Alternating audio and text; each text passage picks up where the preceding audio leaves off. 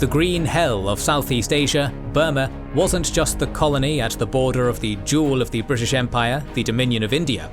It was also the home of many indigenous people. It boasted a rich history, and it was one of the bulwarks of Buddhism in the world.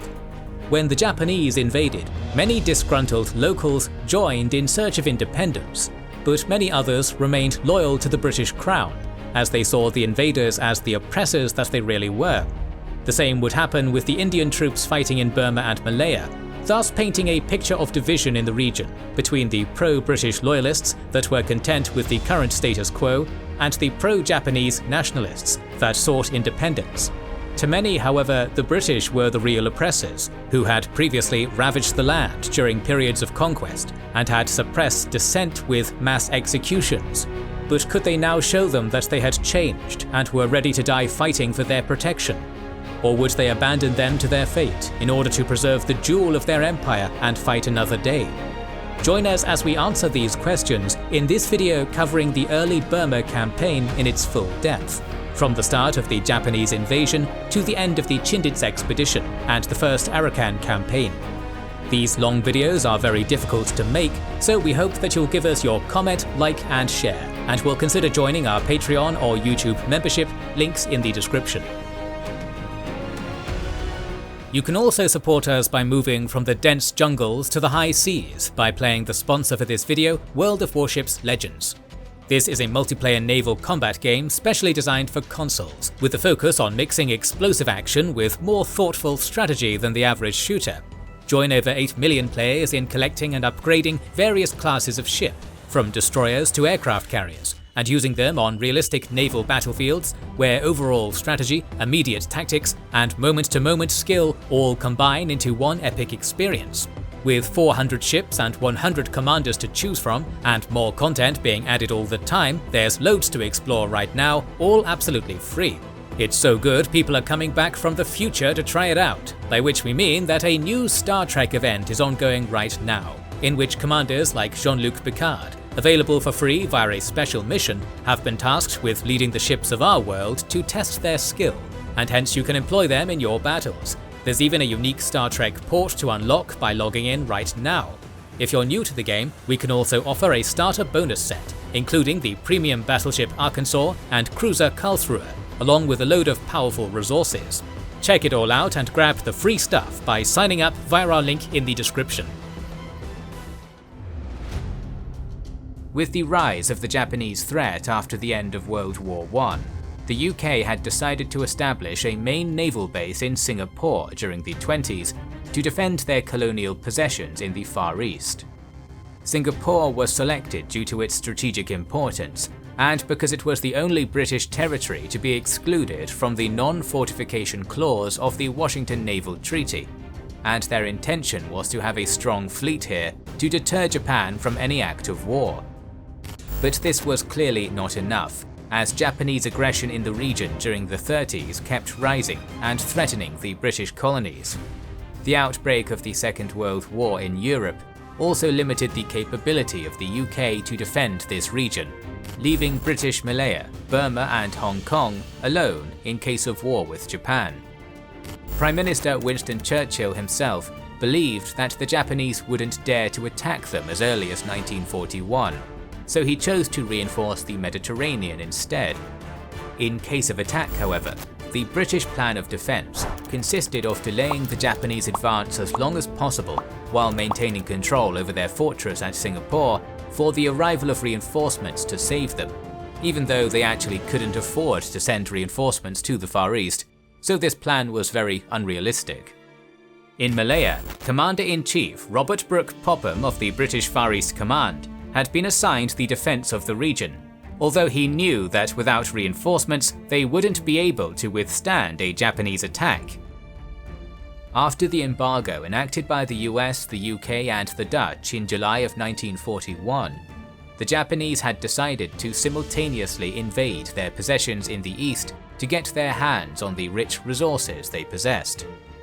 It is interesting to note that as China tied down many of their forces, the Japanese could only employ 11 divisions for these offensives, so speed was really of the essence before the Allies could reinforce this region. By late November, preparations for the attacks had already been carried out, and on December 2nd, the order to climb Mount Nitaka had been sent, setting in motion the start of the offensives. For the invasion of Malaya, the Japanese planned to do several naval landings in southern Thailand and northern Malaya, followed by an advance through the Malayan Peninsula along the western coastal plain until the final assault against Singapore across the Strait of Johor.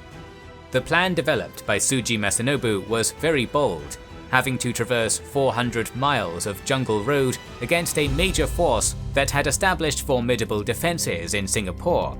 The 25th Army of Lieutenant General Yamashita Tomoyuki, initially consisting of 2 divisions, was appointed to execute this operation, covered by the 2nd Fleet of Admiral Kondo Nobutake in its role of escorting convoys to Thailand and Malaya. The landings at Thailand would be critical because the British couldn't defend this area, giving the Japanese an easy landing point to commence their advance. Thailand's dictator, Marshal Plek Phibun, had promised the Japanese to allow them safe passage for a possible invasion of Malaya, yet at the same time he was negotiating with the British and Americans for guarantees, which made the Japanese feel like they couldn't trust him. The 15th Army of Lieutenant General Ida Sojiro, initially composed of 2 divisions, also needed to transit through Thailand, as it had been prepared for an invasion of Burma. If the Thais didn't allow the Japanese safe passage by December 7th, then this army would invade from Indochina and head straight to the Burmese border. On December 4th, troop transports from Hainan Island, escorted by Admiral Kondo's fleet, started to sail en route to their objectives. 2 days later, the Japanese were spotted by British reconnaissance, but Brooke Popham wasn't authorized to take any actions yet, only putting his forces on full alert. At 2300 hours on December 7th, the Japanese presented an ultimatum to the Thai government, demanding safe passage and giving them 2 hours to respond. As Phibun couldn't be located until late morning, the Thais would be invaded some hours later. From Indochina, the Imperial Guards Division and the 55th Division invaded Phra Tabong unopposed, then continuing northwest towards Aranya Prathit. Meanwhile, a regiment of the 5th Division had landed at Patani, and the rest of the division landed at Singora, quickly taking the upper hand against the fierce Thai defenders. From Saigon, elements of the 15th Army would also execute some naval landings across Thailand, but they would face staunch Thai resistance that would prevent them from making any progress. After several hours of fighting, Japan and Thailand signed an armistice by midday, with Phibun finally allowing Japan to use his country as a base of operations, although the Thais would not join the war effort for now. The 143rd Regiment of the 55th Division accomplished the first attacks against British Burma during the invasion of Thailand. Upon reaching the Kra River, which marked the Thai border, the Japanese soldiers had quickly occupied Victoria Point on December 14th of 1941. The British forces at Burma, under Lieutenant General Thomas Hutton, then tried to delay the Japanese by blowing up bridges connected to Thailand, but they could not stop the Japanese from launching probing raids on southern Tenasserim. At the same time, Commander-in-Chief in India, Sir Archibald Wavell, was negotiating with Chinese leader Chiang Kai-shek to aid them with the defense of the Burma Road, the last Chinese lifeline, as the British only counted with the 46th and 16th Indian Brigades and the 1st Burma Division for the defense of their Burmese colony. In early January, Hutton had placed the 2nd Burma Brigade and the 46th Indian Brigade at Tenasserim itself, with their headquarters at the city of Mulmine. The British plan consisted of keeping the Japanese forces as far away as possible from the port of Rangoon, through which most aid flowed towards the Burma Road and China. In turn, Brigadier John Smythe thought that Tenasserim was practically indefensible, and they should retreat behind the Sitang River to establish more solid defensive positions, something that Hutton strongly opposed. This was to be a mistake, as on December 22nd, the 55th Division of Lieutenant General Ida Shojiro had assembled at Bangkok to prepare the invasion of Tenasserim. They would commence their advance on Moulmein on January 20th of 1942, heading from Raheng towards the Kokorijk Pass. By January 18th, the 143rd Regiment would also manage to overcome the steep, jungle-covered Tenasserim range, then attacking Tavoy and overwhelming the 6th and 3rd Burma Rifles. The Japanese soldiers would next continue their advance on Megui, where the 2nd Burma Rifles were promptly evacuated before engaging the enemy. The occupation of Megui also saw some Burmese nationalists proclaim the creation of the Burma Independence Army, which would go on to accompany Japanese forces in this campaign. On January 22nd, the first clashes occurred at Kokorijk between the 16th Indian Brigade of the 17th Indian Division and forward units of the 55th Division. The Indian defenders managed to hold on to this position with great tenacity, but they would be eventually outflanked and forced to retreat after 2 days of resistance.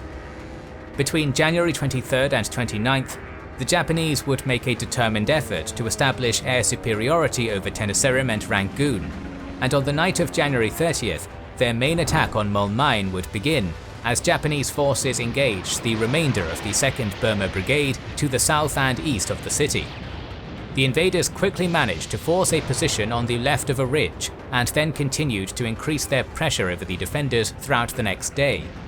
This position was almost impossible to defend, and the brigade was getting squeezed until Smythe finally ordered the retreat at the end of January 31st. The way to Rangoon was now open. We had left off Brigadier Smythe on the Bilin River, unable to further retreat to some better defensive position behind the Sitang River due to the refusal of General Hutton. Brigadier Smythe would call it a disastrous decision. Back on February 6th, while General Wavell visited Burma and encouraged the defenders to take back all the lost territory, the Japanese 33rd Division of Lieutenant General Sakurai Shozo had crossed into Burma to the north of Moulmein to cover the flanks of the 55th Division. With his flank now secured, General Ida decided to continue his invasion of Burma on February 7th. From Moulmein, he first set out to cut off the 2 Indian battalions that still resisted at Martaban. In response, the defenders attempted a bayonet charge against the roadblock, and subsequently marched through difficult terrain for 2 days. Then, from February 10th onwards, Ida sent his forces on several night assaults against Indian forces at the Kuzek Pa'an area. Despite the brave resistance of the Indians, by the morning of February 12th, the invaders began to get the upper hand and successfully pushed back the defenders. This left Smythe's position at the Bilin River extremely vulnerable, and the Japanese general quickly set out to exploit this. On February 13th, the 214th Regiment advanced rapidly across the Bilin River some 10 kilometers north of Bilin town, while the 215th Regiment outflanked the Indian positions at Duyanzake to cross the river at Yinon. Although reinforced by the 48th Indian Brigade, Smythe's forces were in bad shape and were widely outnumbered by the 2 Japanese divisions. A series of confused skirmishes and fierce jungle fighting ensued in the following days, with the 214th trying to break through the Indian defences, but to no avail, as Smythe's men were still holding their ground by February 18th. On that same day, though, the British commander discovered that enemy forces were threatening to outflank him, so he committed his last reserves to contain the invaders, while Hutton himself travelled to the front lines to assess the situation. The next day, seeing that the enemy had advanced in full strength, Hutton reluctantly gave permission to withdraw to the Sitang River. Under the cover of darkness, Smythe rapidly began moving his forces towards the Sitang Bridge, with the 16th and 48th Indian Brigades marching to Kyaikto, the first step of the 48-kilometer difficult retreat through thick jungle. Just like Hutton's decision to stay at the Bilin River, this retreat would turn out to be a disaster. By February 20th, the bulk of the 16th and 46th Indian Brigades were still at Kyaikto. Only the 2nd Burma Brigade had managed to safely retreat behind the river. The bridge itself was held by a combination of British and Indian units, which would have the difficult task of holding off the overwhelming Japanese attacks of the 33rd Division long enough for Smythe's forces to pull back. And among them, the Malakotla sappers would have the important mission of blowing up the Sitang bridge behind the retreating defenders. On the morning of February 20th, the invaders finally arrived and started to attack northeast of the Allied defences. For the next 2 days, Smythe's men would manage to contain, with great difficulty, the incessant and aggressive Japanese attacks. The retreating Indians, meanwhile, suffered deadly bombing runs by the Japanese aircraft, and also had to fend off assaults of the elite 55th Division. On February 22nd, Smythe quickly reinforced his forces at the western end of the bridge to thwart a possible parachuting attempt. Yet on the same day, General Sakurai launched a strong attack against the eastern end of the bridge, successfully occupying the Buddha Hill and getting so close to taking the bridge that they got to capture a number of Indian medics. Luckily, Smythe reacted quickly, and the invaders were contained at last by afternoon. Yet the situation continued to look desperate. Smythe knew that if the bridge fell to the Japanese, then they would be at an undefended Rangoon in a matter of days. Thus, even though more than half of his forces had still to cross the bridge, Smythe could not allow the Japanese to take it. As dawn broke on February 23rd, such was his predicament, and terrible was his choice to either abandon half his forces on the wrong side of the bridge upon its destruction, or give the Japanese a clear march on Rangoon. It was not terrible because the decision was wrong, it was terrible because this is what the horrors of war forces a man to do. At 0530, the order to blow the bridge was given, causing 3 colossal roars that announced the doom of the 16th and 46th Brigades, which were still retreating under heavy Japanese pressure. The stranded Indian forces then decided to make a last stand at Mokpalin, but the invaders easily broke through their vulnerable lines. Those who survived fled towards the Sitang, where some Indian soldiers would manage to swim the river towards freedom. The Japanese, however, didn't stop to mop up the remaining defenders, as they wanted to reach Rangoon with haste, so many Indians would eventually get the chance to swim the river and escape to the north. Even so, this was a complete disaster nonetheless. In his own words, Smythe then reported this unpleasant and devastating news to General Hutton, while his remaining forces continued to withdraw towards Rangoon. Even though this had been Hutton's mistake for not allowing Smythe to retreat to the Sitang River when it was convenient, the brigadier was dismissed from his command and was later replaced by Brigadier David Punch Cowan. The evacuation of Rangoon was then promptly started. The key city had only but a fortnight to live. With the disaster at the Sitang Bridge, the Japanese had managed to break through the meagre British defences and had thus opened a clear way to Rangoon by February 23rd. In response, General Hutton had ordered its evacuation, thinking that Rangoon could not be defended against the Japanese behemoth. General Wavell himself considered this to be defeatism, and so had him replaced with General Harold Alexander as head of the Burma Command, although Hutton continued to act as his chief of staff. With the collapse of the Abda Command, Wavell had also resumed his position as Commander-in-Chief of India, but he was out of touch with the situation in Burma and continued to demand more offensive actions. By February 28th, however, Rangoon had become a dreary city of silence, with clear signs of looting and rioting, and no hope of a real chance at defending it. Meanwhile, the Japanese were already preparing to march on the city. By March 3rd, General Ida had ordered the 112th and 143rd Regiments to advance on Wao, with the objective of encircling and destroying the British defenders at Pegu, while the rest of the 55th Division protected their rear at Daiku, and the 33rd Division marched west through the densely wooded hills of Pegu and then turned south to seize Rangoon with speed. The fall of this port would prevent the Chinese from receiving further aid by the Burma Road, since most of the supplies arrived from there. Cutting off the Burma Road would thus erase the last of the Chinese lifelines and leave the regime of Chiang Kai-shek in a very precarious position, making it a crucial objective for the Japanese Empire. After a long series of negotiations with Wavell, Chiang had agreed to send an expeditionary force to Burma to protect their last lifeline and aid the Allied effort to defend Burma. By the start of March, the CEF, under the command of Lieutenant General Joseph Stilwell, was stationed at the Burma Road and the Shan States, and had a division at Toungoo, along with the 1st Burma Division. At the same time, the remainder of the Burman defenders reconstituted at Pegu, and new reinforcements arrived at Rangoon. Yet before it could even enter into action, the 63rd Indian Brigade was ambushed on the evening of March 5th, suffering heavy casualties and the loss of its commanding officers. The following day, the Japanese attack on Pegu started with a heavy bombardment. Then the 143rd Regiment began its assault. South of Pegu, the 7th Hussars were ambushed by Japanese anti-tank guns, but managed to counterattack and overrun the invaders.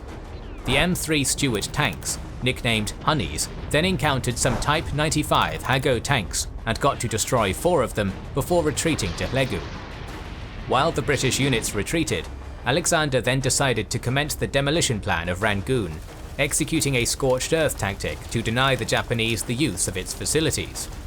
On the morning of March 7th, the Allied force found Legu occupied by the Japanese. They fought fiercely to escape and eventually broke through a Japanese roadblock, albeit with many losses. After the engagement, many British units began to retreat in disorder, but Ida decided not to hotly pursue them, allowing the Burmese defenders to escape. At this point, Rangoon was under a cloud of billowing smoke after the destruction of its port and oil facilities. The final withdrawal from the city was ordered, and the Allied force then departed towards Tharwadi, but ran into a roadblock set up by the 214th Regiment at Taukian that was meant to cover the flanks of the 33rd Division. With a tenacious resistance, the invaders managed to repel 3 consecutive assaults by the bulk of the British Army, forcing them to adopt a defensive stance for the night. The scene at Taukian was one of confusion and congestion, and soon the Japanese launched a heavy counterattack during the night, resulting in hand-to-hand combat. But the Allied battalion held its place, which inflicted many losses on the British. Yet General Sakurai of the 33rd Division didn't expect the defenders to abandon Rangoon so easily, and so decided to prioritize the capture of the port over the destruction of the British Army, ordering the 214th Regiment to start its withdrawal. At dawn on March 8th, Alexander then ordered a new attack against the Taukian roadblock, with the 7th Hussars breaking through the Japanese positions and allowing the Allied force to escape. By March 10th, Rangoon had fallen into Japanese hands, but at least Alexander's army had managed to escape complete annihilation. On March 19th, landing operations were commenced for the arrival of the 56th and 18th Divisions at Rangoon, hoping to reinforce General Ida's 15th Army in its conquest of Burma. The operation would be conducted using 134 transports in 4 subsequent convoys, supported by the main strength of Admiral Ozawa's fleet in the waters south of Burma, with the first convoy arriving at Rangoon on March 24th and the last one arriving at the port on April 28th. Along with the Japanese troops were also transported large quantities of ammunition and materiel, which would prove to be of tremendous assistance for the Burma operation. Meanwhile, it was planned to further support this operation with a naval invasion of the Andaman Islands, to be carried out by the Hayashi unit and a detachment of Navy units under the command of Captain Kawasaki Harumi. The invaders departed Penang Island on March 20th, escorted by the 3rd Squadron of Rear Admiral Hashimoto Shintaro and heading towards Port Blair, the main British base on the Andaman Islands. There, the defenders had placed a Gurkha detachment of the 16th Indian Brigade, but it got recalled after the fall of Rangoon and when the British realised Port Blair was impossible to defend, so there was only a small 300 men strong Sikh militia there. On March 23rd, Kawasaki achieved a surprise landing at Port Blair, Ross Island and the western coast of Snake Island. Immediately the Port Blair garrison surrendered after destroying the base's facilities, and these locations were then occupied. With their main objective completed, orders were issued to mop up the remaining enemy presence on the island. On March 24th, the Hayashi unit was sent to Havelock Island, but they found no trace of enemy presence, so the Japanese left the island alone. Other units were also sent to Port Cornwallis, Stewart Sound, and the Elphinstone and Colebrook Islands, completing the mopping up of these locations by March 27th and successfully placing the Andaman Islands under firm Japanese control. The subsequent Japanese occupation would be accompanied by many war crimes and atrocities, including the arrest and torture in the cellular jail of more than 900 people.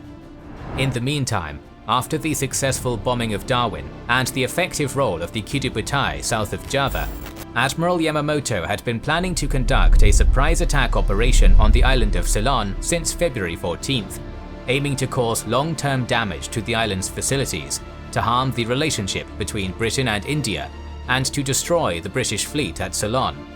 Furthermore, Ozawa was also planning to conduct a raid over the Bay of Bengal, with the objective of threatening the Allied supply route from the Indian Ocean to Calcutta, while also dissuading the British from counterattacking against the Andaman Islands. Thus, Operation C was scheduled to start on April 1st, with the inclusion of the 5th Carrier Division back into the Kidubutai. Yet, as we've previously covered, March would also see air raids over Minami Torishima and Wake Island, and that would leave Tokyo concerned about the security of the home islands, so the operation was postponed until April 5th. In the meantime, Admiral Takahashi had also planned to conduct an invasion of Christmas Island, aiming to secure its valuable rock phosphate resources.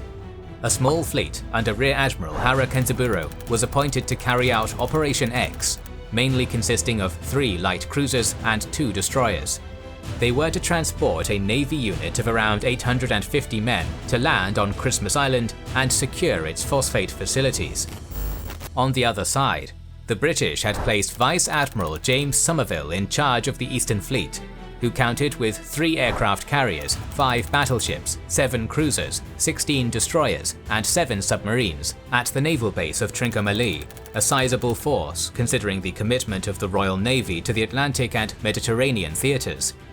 This port was inadequate, vulnerable, and easy to spy for the Japanese, so Somerset immediately decided to move to Port T, an isolated and secret island base on the Adu Atoll.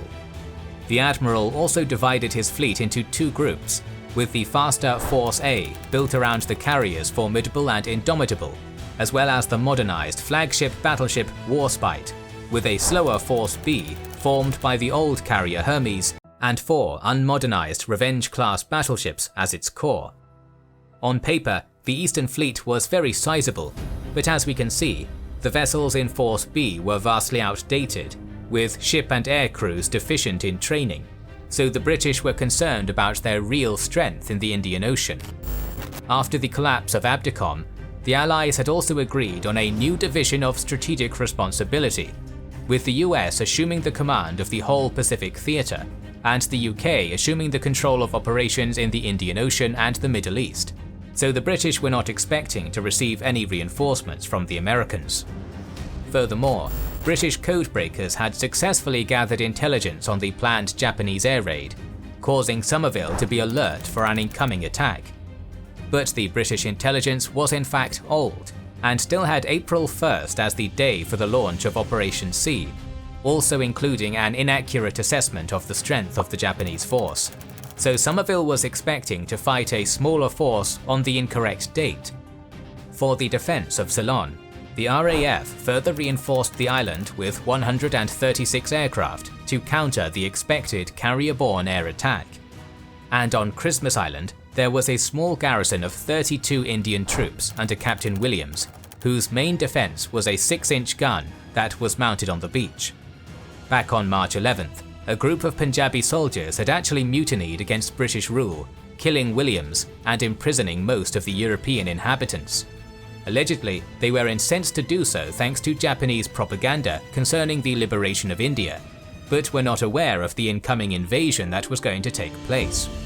On March 26th, the same day that Somerville arrived at Ceylon, Operation C was put into motion, and the strong carrier task force of Admiral Nagumo departed Staring Bay towards the Indian Ocean. 3 days later, the Christmas Island invasion force sailed from Bantam Bay without encountering any enemy and reached a point north of the Flying Fish Cove anchorage by early morning on March 31st. The invaders immediately detected the presence of an American submarine, so they launched their aircraft to attack the enemy battery and support the assault on the Seawolf. Unfortunately for them, the submarine managed to escape, but at least the invaders were received with white flags from the Indian mutineers. Japanese forces were then allowed to land, quickly seizing the island, its battery, and its phosphate facilities. Funny enough, it seems the mutineers were planning to execute the Chinese and Malay inhabitants, and the Japanese got there just in time to save them, although this was to put them to work for them instead. Around 0950, however, the Seawolf returned and fired 4 torpedoes against the cruiser Naka. All of these shots missed, and the submarine got to escape again, although the Japanese thought they had sunk her with depth charges. But on the following morning, the Seawolf returned, and this time shot 3 torpedoes against the cruiser Notori, failing to hit her as well. In the evening, the submarine emerged for a final time and shot her last 2 torpedoes against the Nara, this time hitting her and causing enough damage to force her to return to Japan for repairs. As before, the Seawolf managed to escape for good, although the Japanese fleet would depth charge the US submarine for over 9 hours. Meanwhile, Somerville sailed on March 30th and deployed his fleet to patrol in an area 160 kilometers south of Ceylon, where the Japanese were expected to approach. Due to his bad intelligence, he had his forces on full alert, but his patrols had so far sighted nothing. During the next 2 days, Somerville swept east by night and west by day, still awaiting reports from the reconnaissance aircraft, yet there was no clue of the Japanese fleet.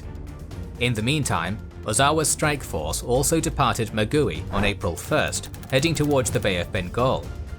On the evening of April 2nd, Somerville finally decided to return to Port T with his fleet to refuel, with no sign of a Japanese carrier-borne attack on the horizon. The cruisers Cornwall and Dorsetshire were sent to Colombo, however, and the carrier Hermes was sent with the destroyer Vampire to Trincomalee to prepare for an attack on Madagascar. Somerville's fleet finally arrived at the Adu Atoll on April 4th, the same day that the carrier task force was discovered by a British PBY 580 kilometers southeast of Ceylon. In response, Nagumo rapidly launched 18 fighters that shot down the PBY, but not before the British were alerted of the incoming attack by a pilot who reported the sighting, but not the size of the fleet. The report came at an unlucky moment for Somerville, who had to leave behind Force B and advance as fast as possible with Force A, still thinking that he was going to face a manageable force. Commander-in-Chief of Ceylon, Geoffrey Layton, also brought back the island's defences to full alert and prepared to face the brunt of the carrier-borne assault. He also sent Dorsetshire and Cornwall south to meet with Somerville, and the Hermes northeast to escape with the other ships at the Trincomalee harbour. At dawn on April 5th, Easter Sunday, Nagumo launched his reconnaissance planes to scout to the west of his position, only finding an enemy PBY, which was immediately taken down. Shortly after 0600, the Japanese admiral finally sent 36 A6M Type 0 fighters, 53 B5N torpedo bombers, and 38 D3A Type 99 bombers, which rapidly got to the air over Colombo. At 10:45, Commander Fujita sent the order to commence the attack, and a fierce battle immediately broke out between the Japanese fighters and the 36 Hurricanes and 6 Fulmars that came to meet them. After 30 minutes of engagement, 16 Hurricanes and 4 Fulmars had been brought down, to the loss of only 7 Japanese planes, with a further 6 Swordfishes getting shot down after arriving from Trincomalee. Meanwhile, the Japanese bombers dropped their deadly load into the Ratmalana airbase, tankers, merchantmen, and other targets, but would only sink 3 vessels and cause some minor damage thanks to Layton's preparations. By 1325, the Japanese planes had returned to their carriers, but Nagumo's reconnaissance planes had also discovered Dorsetshire and Cornwall fleeing towards the southwest, so the admiral suspended a second assault over Colombo to instead attack the 2 British cruisers. In the afternoon, 18 fighters and 54 bombers skillfully fell upon the Dorsetshire and the Cornwall, and carried out a surprise bombing over them. Both cruisers quickly received many hits and then sank in a few minutes, with the British losing some 424 sailors, but later rescuing a total of 1,122 lives. Once again, Nagumo's carrier aircraft had shown how deadly they were, with Churchill later writing that nothing like this had been seen in the Mediterranean in all their conflicts with the German and Italian air forces. Cautious, the Japanese admiral now judged that in view of the movement of the British cruisers, enemy aircraft must be deployed in the area, so he decided to pull back in a southeastern direction to then sail north and assault the port of Trincomalee, while his reconnaissance planes searched for the bulk of the Eastern Fleet. In the meantime, Somerville feared that the invaders would attack Port T next, so he returned back to the Aду Atoll on April 6th after unsuccessfully looking for the enemy force. And with the Easter Sunday raid concluded, Ozawa then decided to commence his operations at the Bay of Bengal, with planes from the Ryujo conducting reconnaissance over the area. The subsequent airborne attacks only got to sink 2 merchant vessels, so Ozawa recognized the necessity of getting closer to the shore. By April 6th, he finally divided his forces into 3 units, launching several air attacks against the shipping in the Bay of Bengal. Ozawa's raid was tremendously successful, sinking 21 vessels with an approximate tonnage of 137,000 tons, and causing severe damage on other ships and facilities without a single loss. On April 7th, the 3 units rendezvoused and then started their way back to the Andaman Islands, reaching the 10-degree channel the following day and getting to Singapore by April 11th.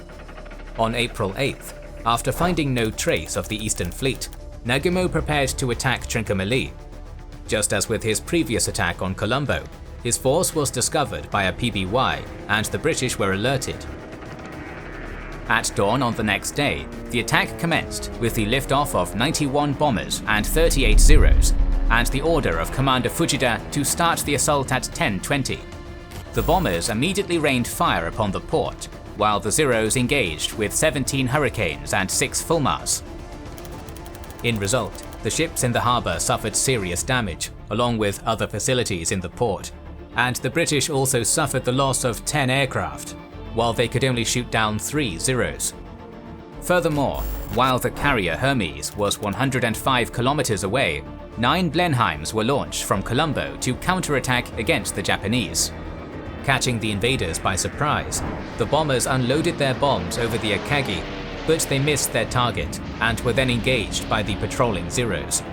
In the ensuing struggle, the Japanese fighters shot down 5 of the bombers, while also losing 1 themselves. But Nagumo had now discovered the position of the Hermes, and so he sent 85 D-3A bombers and 9 Zeros to destroy the British carrier. Before noon, the Japanese had carried out their dive bombings, and the Hermes was sunk, along with its escort, the Vampire. Without a break, the bombers then attacked nearby ships, and 4 more vessels were sunk, to the loss of only 4 bombers and a Zero. With this attack on Trincomalee over, Nagumo then turned to the east, getting to the Makassar Strait by April 13th. Thus the Indian Ocean raid was over. It left the British feeling insecure, with Somerville sending Force B to East Africa, since he thought those older vessels didn't stand a chance against the superior Japanese firepower. But the Japanese didn't achieve their objective of destroying the Eastern Fleet either, and with their focus back on the Pacific, they would not exploit their victory in the Indian Ocean. The last time we left Burma, the Fall of Rangoon had left the British and Burmese defenders retreating along the Irrawaddy River. Thus, the Japanese had already fulfilled one of their main objectives of the campaign, which was to cut off one of the main ports that supplied the Burma Road, the last of the Chinese lifelines. After a short period of consolidation, the 33rd Division then began its pursuit of the fleeing and decimated British units on March 12th, while the 55th Division headed to the Sitang Valley to directly advance on Toungoo. In the meantime, as we've seen, the Japanese also began an operation for the naval transportation of 2 full divisions, among other units and supplies, which would be carried out across March and April by Admiral Ozawa's fleet. Both divisions would travel to the Sitang Valley, with the 56th Division tasked to go further east towards Tongyi, while the 18th Division remained in reserve. On the other hand, General Alexander had a mission to hold Upper Burma for as long as possible, to cover the oil fields at Yenangyaung, and to keep contact with the Chinese. In that regard, the remnants of the Burma army had taken positions on Prome, with the 1st Burma Division coming from Toungoo to reinforce them. They were placed under the recently formed Burma Corps, commanded by Lieutenant General William Slim, which was only reinforced with a British battalion and a handful of planes. After the disastrous Indian Ocean raid, there were still fears of a possible Japanese invasion of Ceylon or India, so the British therefore decided to reinforce these places instead. And speaking of the Chinese, General Stilwell's CEF had taken positions on the Shan States and across the Burma Road, with the 200th Division assuming the responsibility of defending Toungoo by March 8th. Although the 5th and 6th Armies were considered the best among the Chinese, the soldiers were inadequately equipped and some even poorly trained, but they compensated with their long experience fighting against the Japanese. At Toungoo, Major General Dai Anlan established an outpost at Auchinleck a few kilometers to the south, and also sent a small detachment to the banks of the Kan River with the task of delaying the Japanese advance.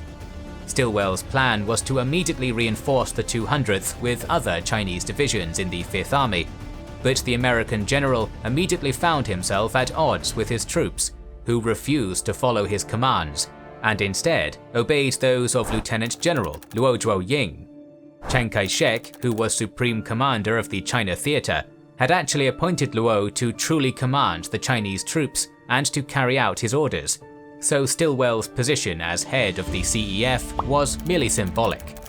Despite this, he managed to cooperate with Luo and convinced the Generalissimo to send the 22nd Division and a detachment of the temporary 55th Division towards Toungoo, although the 96th Division was to keep safeguarding Mandalay. Thus, an imaginary line was established from Prome to Toungoo, and if one of these positions fell, the other would be left too exposed. Yet, despite Stilwell's actions, the reinforcements would fail to arrive in time, so Dai would have to face the full might of the 55th Division by himself. On March 18th, the first engagement occurred as the Japanese reconnaissance of the 143rd Regiment advanced on a bridge over the Kan River. There, the Chinese ambushed them and eventually forced them to retreat after inflicting many casualties. By night, however, the Japanese returned and slowly started to push the defenders back. The following day, the invaders had already captured Pyu and were preparing to attack Dai's outposts at Auchinleck. On March 20th, the Chinese Motorized Cavalry Regiment made a last delaying position north of Pyu to allow Dai's timber fortifications to be completed.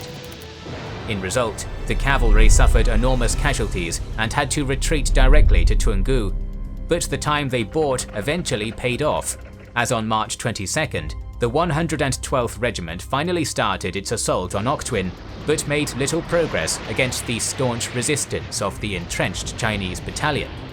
To force them to retreat, the Japanese sent their cavalry around the left flank of the defenders, but another Chinese battalion in reserve counterattacked and managed to stabilize the front line.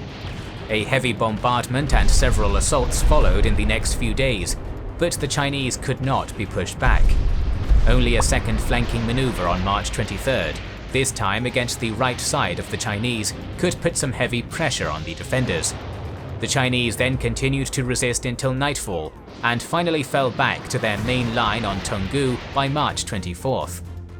But that same day, as the Chinese retreated, the 143rd Regiment, with the help of the local Burmese, got to advance through the jungles west of Toungoo towards the north of the city, capturing the lightly defended Yangon airfield, and thus encircling Dai's men.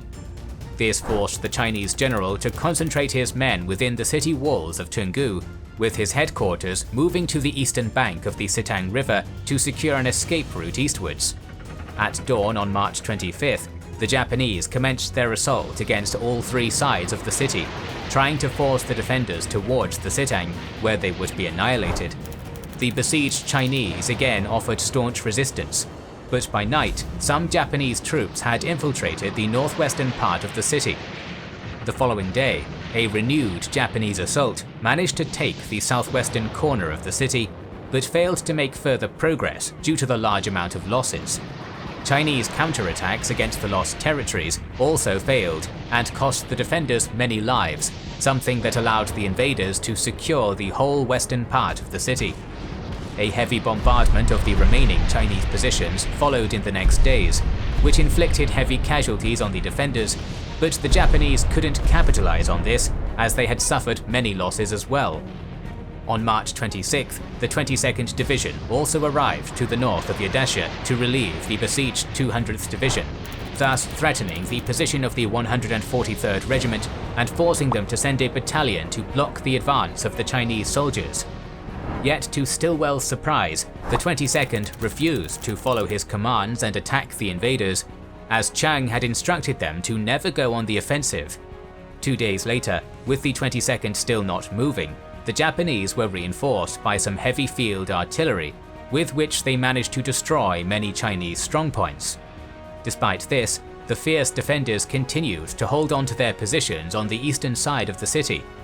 But at the same time, the 56th Division finally arrived to support the attack on Toungoo and then continue their drive towards the Shan States.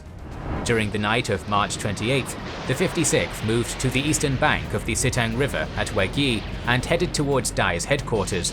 If this position fell, then the 200th would be completely encircled, so the general sent a battalion to reinforce the defenders there. The tenacious Chinese soldiers fiercely resisted against the simultaneous assaults of the 55th and 56th Divisions, but by March 29th, opposition on the eastern bank of the Sitang had been overrun. Facing complete annihilation, Dai then had no other choice but to order the withdrawal of his troops to the east and then to the north along the river. By nightfall, the Chinese began to move out of Toungoo after a 12 days long stubborn defense of the city, the longest defense of the entire Allied campaign. On March 30th, as the battered 200th Division joined the 22nd Division at Yadasha, the Japanese finally occupied the city and ended the hard-fought and costly Battle of Toungoo. Meanwhile, the 33rd Division had amassed in front of Prome by March 27th.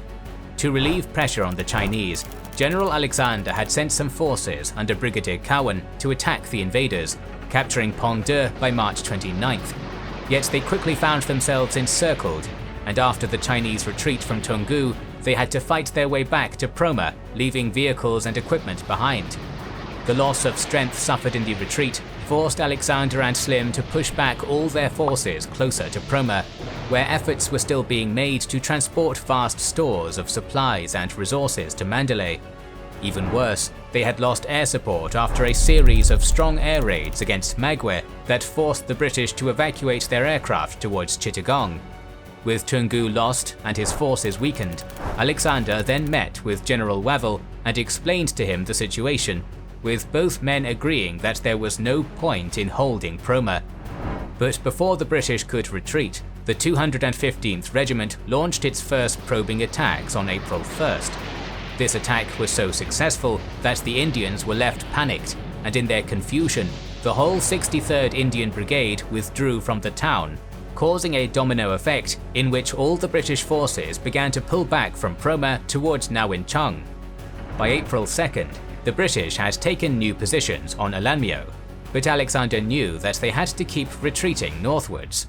Thus he decided to further withdraw to a new line ranging from Minhla to Tondwingi, just in front of Magwe, successfully establishing defensive positions there by April 8th. In the meantime, Stilwell had travelled to Chongqing to demand Chiang either to relieve him or to grant him independent command over the CEF.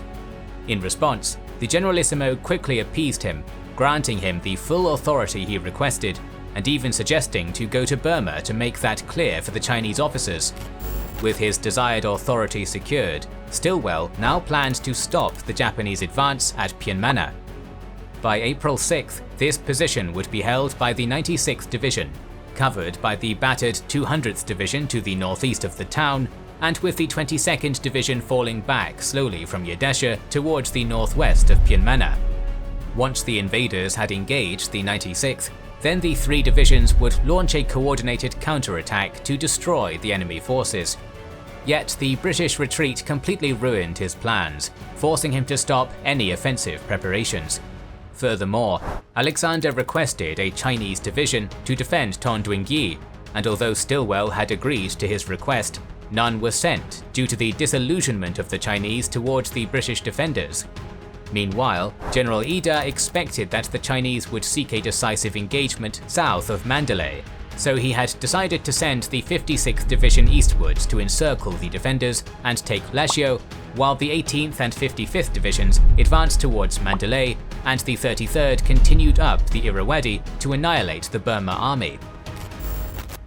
Immediately, the 56th Division of Lieutenant General Watanabe Masao crossed the Sitang River, and in the next few days overran a small Chinese garrison at Mochi, thus forcing the temporary 55th Division to pull back to Borlake. To counter the Japanese offensive, Stilwell sent the 93rd Division to reinforce the poorly trained 55th, and Chiang ordered the 66th Army to Mandalay, but both forces would arrive way too late. Watanabe had already sent some companies to encircle the 55th, and on April 17th his forces fell on the Chinese and routed them. 3 days later, the Japanese had gotten to Loikao and Toungoo unopposed, with the road to Lashio completely open. At the same time, the 33rd Division of General Sakurai was also making rapid progress.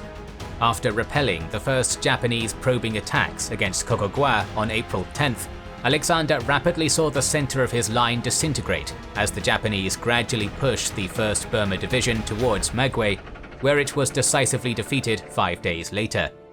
This left Yenangyaung completely exposed, with the 214th Regiment establishing itself to the north over the Pinchong, and with the 1st Burma Division and 7th Armoured Brigade trapped inside the town after a long withdrawal in really hot temperatures.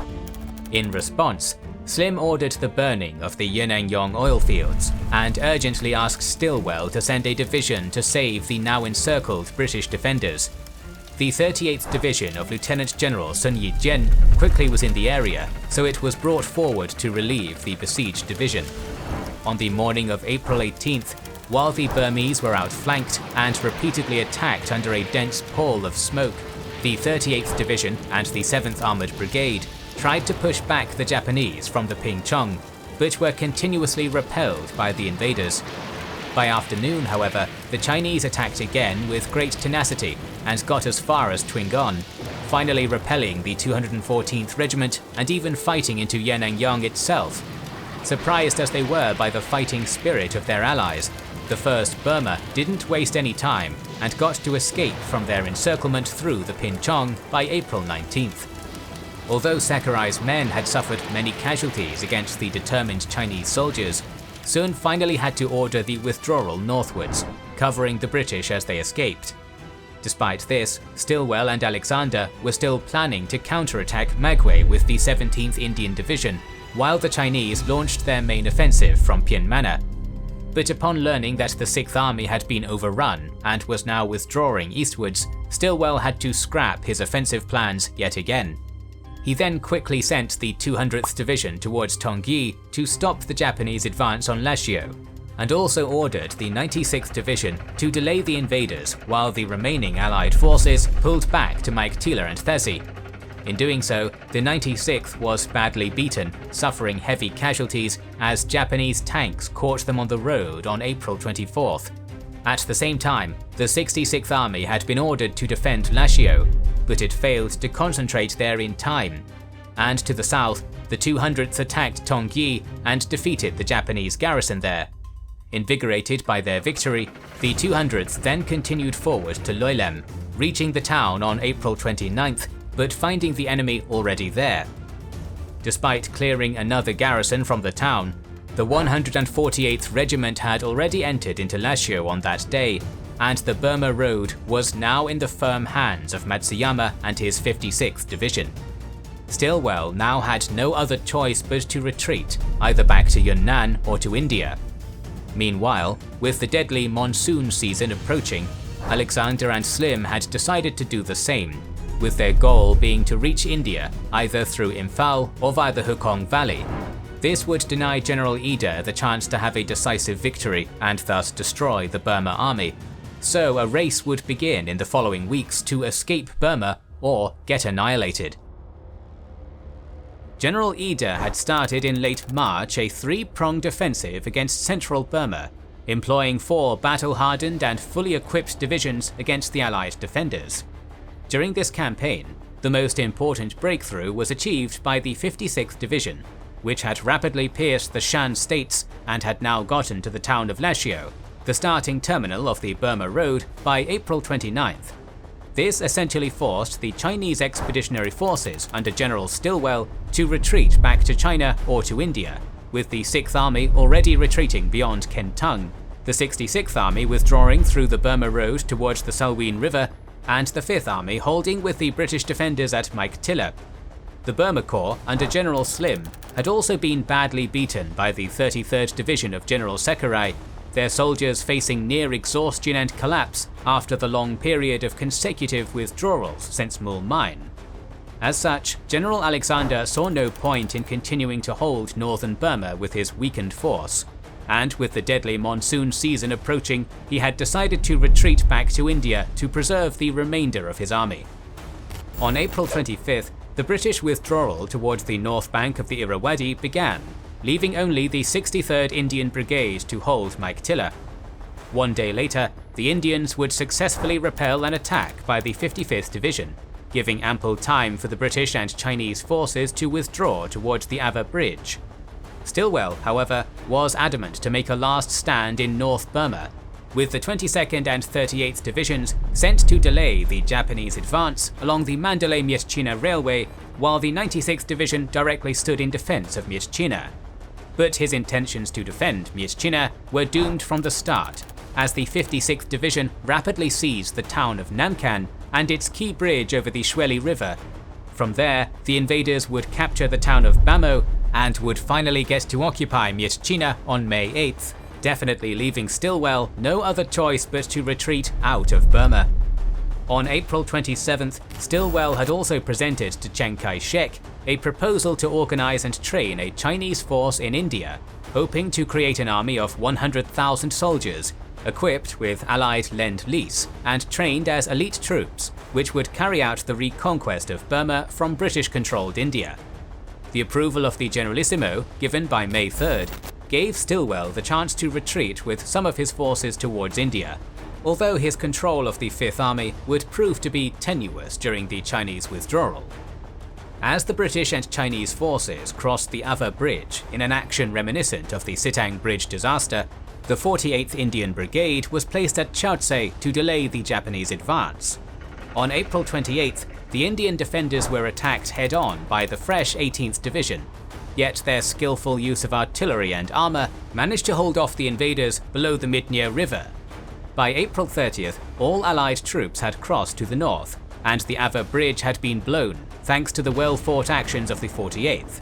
But on that same day, Sakurai had rushed his forces from Yenangyaung and had reached Monua before the 1st Burma Division, forcing the defenders to retreat in confusion.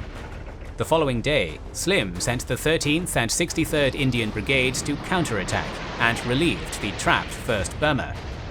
The attack on the evening of May 1st initially went really well, but allegedly the Indians were ordered to withdraw to the north on May 2nd. It is believed that the Japanese used captured tanks from the 7th Armoured Brigade to deliver this false message in a ruse that was very successful. Nonetheless, the 1st Burma had gotten to break free, and the 33rd Division was truly exhausted after its many forced marches, so Sakurai's men would fail to hotly pursue the fleeing defenders. By May 4th, the majority of the Burma Corps would reach Yau, leaving the 2nd Burma Brigade to hold the town, while the rest of the British forces continued on towards the Chindwin River. Meanwhile, the Chinese divisions had reached the Indore-Katha area, where they received orders from the Generalissimo himself to continue north towards Myitkyina and then retreat safely to China. At this point, Stilwell had decided that the supply situation in North Burma and the Japanese presence there were too dangerous for his forces, so the 5th Army needed to escape to West India. He set himself out from Katha with a party of 114 people, reaching Imphal on May 20th after a long trek under the blazing sun and reaffirming the nickname Vinegar Joe due to his indomitable spirit that could traverse any jungle. Stilwell expected the 5th Army to follow behind him, yet didn't know that he needed Chiang's permission for it, something that left the generalissimo feeling like the American general had deserted his own men, and was specifically incensed about losing the 200th Division, which was the first mechanized division of the NRA. The aforementioned conflict in orders, however, saw only the 38th Division of General Sun decide to retreat west towards the Chindwin.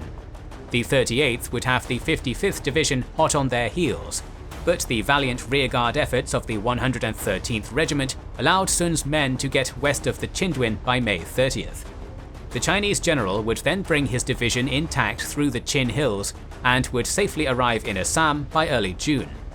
There, despite their heroic efforts to save the British at Yenangyaung, the 38th were met with racism by the Assam governor, who wanted to disarm and confine the Chinese soldiers, but was stopped by General Wavell.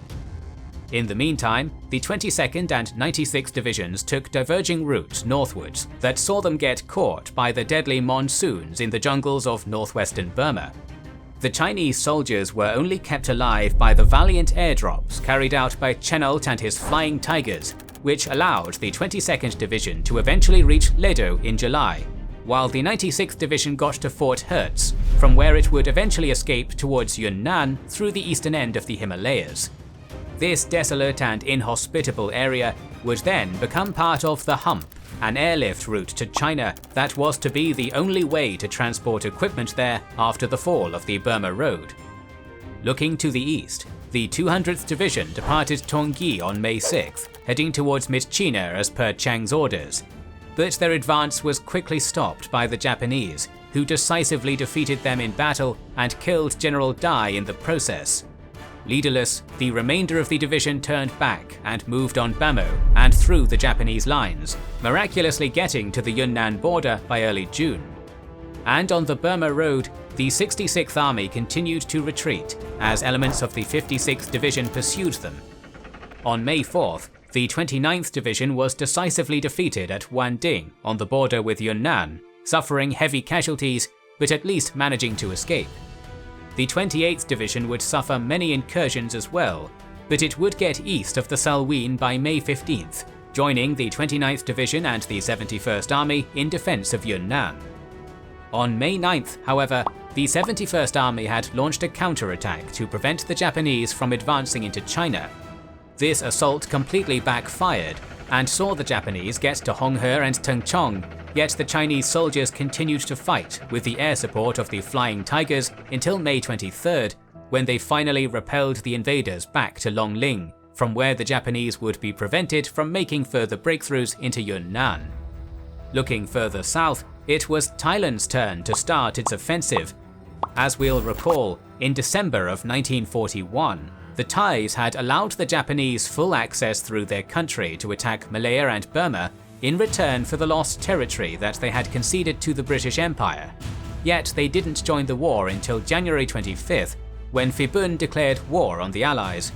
Now their first offensive began, as the Phayap Army of Lieutenant General Charun Seriaingrit invaded the southern Shan States on May 10th in coordination with the 56th Regiment of the 18th Division. Fighting quickly erupted with the 49th Division at Kengtung, yet the Chinese valiantly managed to hold their ground against overwhelming forces. Eventually, Chiang ordered them to retreat to Yunnan, so the combined Japanese-Thai forces could occupy Kengtung on May 28th, then advancing on Mongyong 2 days later and finally securing the Salween Valley by the end of the month. And getting back to the British defenders, most of the Burma Corps had crossed onto the western bank of the Chindwin River by May 9th, leaving only the 2nd Burma Brigade and the 48th Indian Brigade to hold the Shuigreen Basin, through which the defenders were retreating towards Kolewa. At dawn on May 10th, Sakurai's men caught up with them and launched a devastating assault against the southern lip of the basin. The British soldiers fiercely resisted while the last units crossed the river, and by May 12th, the 2 remaining battalions had successfully disengaged from the enemy, joining the rest of Slim's forces as they traversed the Kabul Valley towards the border town of Tamu. It took them 7 days to reach their destination through unforgiving jungle terrain infested with malaria, and by May 28th, most of the Burma Corps had crossed the border into India, then continuing towards the town of Imphal. The 12,000 exhausted and malarious survivors of the Burma army joined the 23rd Indian Division as the only line of defense for the province of Assam, yet they were not in any shape to stand against a renewed Japanese offensive. Luckily for them, General Ida had no plans to overextend his forces with an invasion of India, especially with the deadly monsoons assaulting the region, so the British would be allowed to regroup, rest, and prepare their defences for another day. It's worth mentioning at this point that since the evacuation of Mulmine and Rangoon, thousands upon thousands of Indian and Burmese inhabitants also began to move west to escape the Japanese terror. This set off an exodus of more than 500,000 refugees into the provinces of Bengal and Assam, something that would have dire consequences in the future. The region of Arakan was also evacuated on May 4th after destroying the airport of Akyab, and the region would see Japanese forces entering to occupy it. This effectively concluded the invasion of Burma, and it was another amazing victory for the Japanese Empire, which had once again managed to prove its military superiority over the British forces. After arriving in New Delhi on May 24th, Stilwell immediately set out to prepare plans for a renewed offensive in Burma. While he planned the training and re-equipping of his Chinese divisions in India, he asked General Marshall for the arrival of an American division to aid him in his offensive, aiming to retake Burma and drive the Japanese out of Thailand. He also sent a proposal to the Generalissimo for a reform of the Chinese army and for the purging of the higher-ranking Chinese officers, even suggesting the execution of those commanders who had failed him during the Burma Road campaign. On both fronts, however, Stilwell was met with opposition. General Marshall told him that the American forces were stretched thin, and that their priority was for the British to reopen the Burma Road, and the Chinese argued that they couldn't realistically undertake such reforms. During June, Stilwell also fell ill and was restricted by his jaundice from many activities, yet he was able to meet several times with Chiang to discuss the formation of a joint staff and the lend-lease of equipment and aircraft. But despite all his progress during the meetings, Washington had decided to send the 10th Air Force of General Brereton, which was stationed in India, towards the Middle East, and had also decided to halt the shipping of aircraft intended for China. Following a number of disappointments in regard to lend-lease, aviation projects, and diplomatic status, this angered the Generalissimo to such an extent that on June 29th, he presented the so-called 3 minimum demands, requesting the transportation of 3 American divisions to the Chinese theater, the formation of a 500-plane air force in China, and the monthly air shipping of 5,000 tons of supplies to China. If these 3 essential demands were not fulfilled by September, then the China theater would cease to exist by his order. Stilwell, who inherently agreed with Chiang, and had requested the same things many times before, would then present the 3 demands to Washington, hoping to see them get carried out by the Americans. Yet relations between Stilwell and the Generalissimo would worsen from this point onwards, with the Chinese even asking President Roosevelt for his dismissal. In that regard, Dr. Lachlan Curry would be sent to China to discuss US-Chinese relations and reach a solution to the 3 demands, arriving there on July 20th, while the China Air Task Force would be formed, mainly consisting of the Flying Tigers of General Chennault to support Chinese air power in the region. Meanwhile, seeing that the American planners and strategists had no real plans for China, Stilwell set out to salvage the situation by convincing the British to join forces with the Chinese with the objective of liberating Burma. Shipping of lend-lease through the hump was restricted due to the monsoons, so he needed to retake Rangoon and the Burma Road to convince his superior for an increase in the lend-lease program. Thus, on July 19th, Stilwell submitted to Chiang a plan calling for British-Chinese cooperation in regaining Burma, something that would force the hand of both Washington and the Generalissimo in regards to the lend-lease problem. This was a huge step in seeking compromise and reconciliation with Chiang and the Chinese, and this would be further aided by the efforts of Dr. Curry. On July 29th, Stilwell would broaden his plans for a Burma offensive into a whole Pacific Front offensive, calling for the recapture of Burma from Yunnan and Manipur, then continuing on towards Thailand, Indochina and Hong Kong. Pleased with this plan and with the recent developments, the Generalissimo approved Stilwell's proposal on August 1st and then sent Dr. Curry to present it to Washington. Furthermore, Chiang was so pleased that he would modify his 3 demands, in that 1 US division, 500 planes and 5,000 tons would be acceptable to the Chinese without specifying a deadline for fulfillment. Lastly, Stilwell would address the matter of the theatre's air war, with the formulation of the China Air War Plan on September 8th, proposing that the defense of the airline and of Chongqing was to be carried out by offensive operations against hostile air concentrations, with Chennault's task force protecting the ferry line over the hump, and with the Chinese Air Force defending Chongqing and the Yangtze Valley. This plan was in direct contrast to Chennault's wishes, who wanted a more aggressive role with the destruction of Japanese aircraft, shipping, military and naval establishments, and production facilities. Stilwell instead directed him to make defense of the hump his primary mission, and although Chennault didn't completely like it, he would accept his superior's commands. Thus, by the end of September, the diplomatic crisis with China had been averted, and Stilwell was back on track for his desired Burma offensive. After negotiations with the Chinese successfully concluded, Stilwell's Pacific Front offensive was approved on the basis that the Allies were to provide at least 3 battleships and 6 aircraft carriers, obtain control of the air, and dominate the China and Java seas and recapture the Andaman Islands to cover an amphibious landing on Rangoon. Yet upon meeting with General Wavell, the British informed him that there wasn't sufficient infrastructure in the Assam border to support such an offensive yet, and that he was working on a more modest operation against northern Arakan, the Chin Hills, and the Upper Chindwin. Pressured by Washington, however, Wavell had to give his general agreement with it as a basis for planning, as his limited operations could be a stepping stone for Stilwell's general offensive.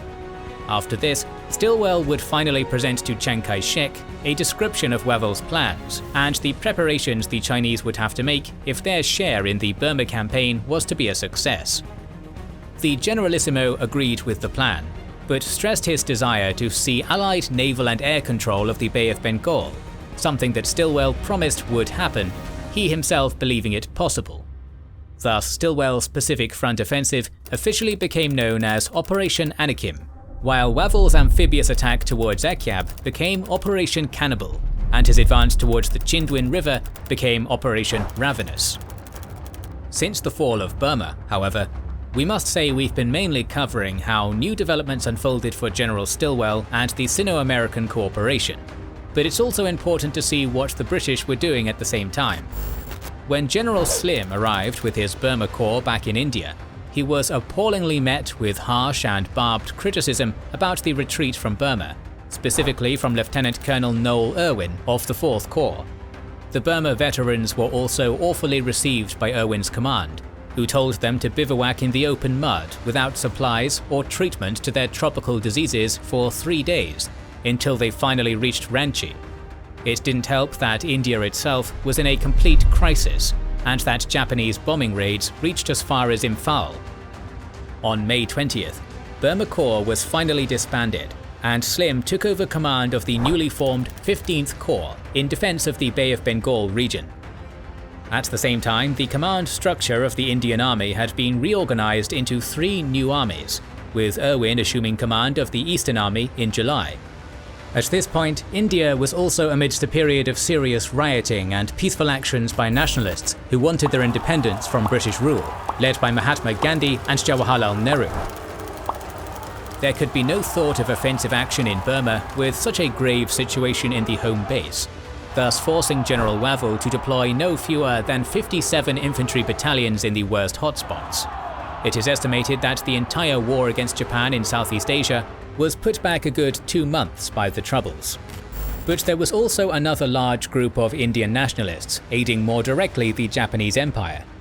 With the fall of Singapore, tens of thousands of Indian troops had been captured by the Japanese, with many nationalists among them.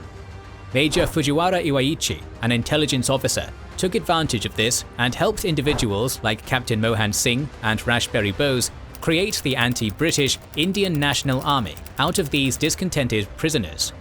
The first INA would then go on to operate espionage in India and to encourage the defection of many Indian soldiers, while around 40,000 men were trained to fight at the Burma front by Colonel Irakuro Hideo.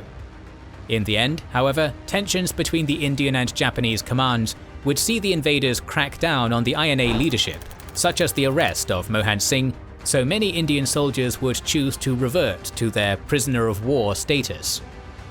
Between December 1942 and February 1943, Rash Behari Bose would finally fail to keep the first INA united, and it would cease to exist for now.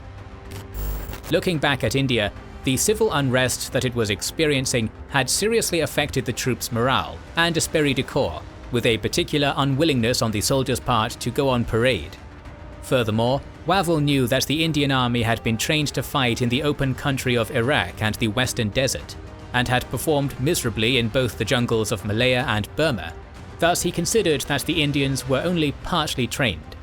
It's worth mentioning that the infantry soldiers were usually demoralized by the fact that the Japanese ruled the skies, something that actually shows a lack of proper training.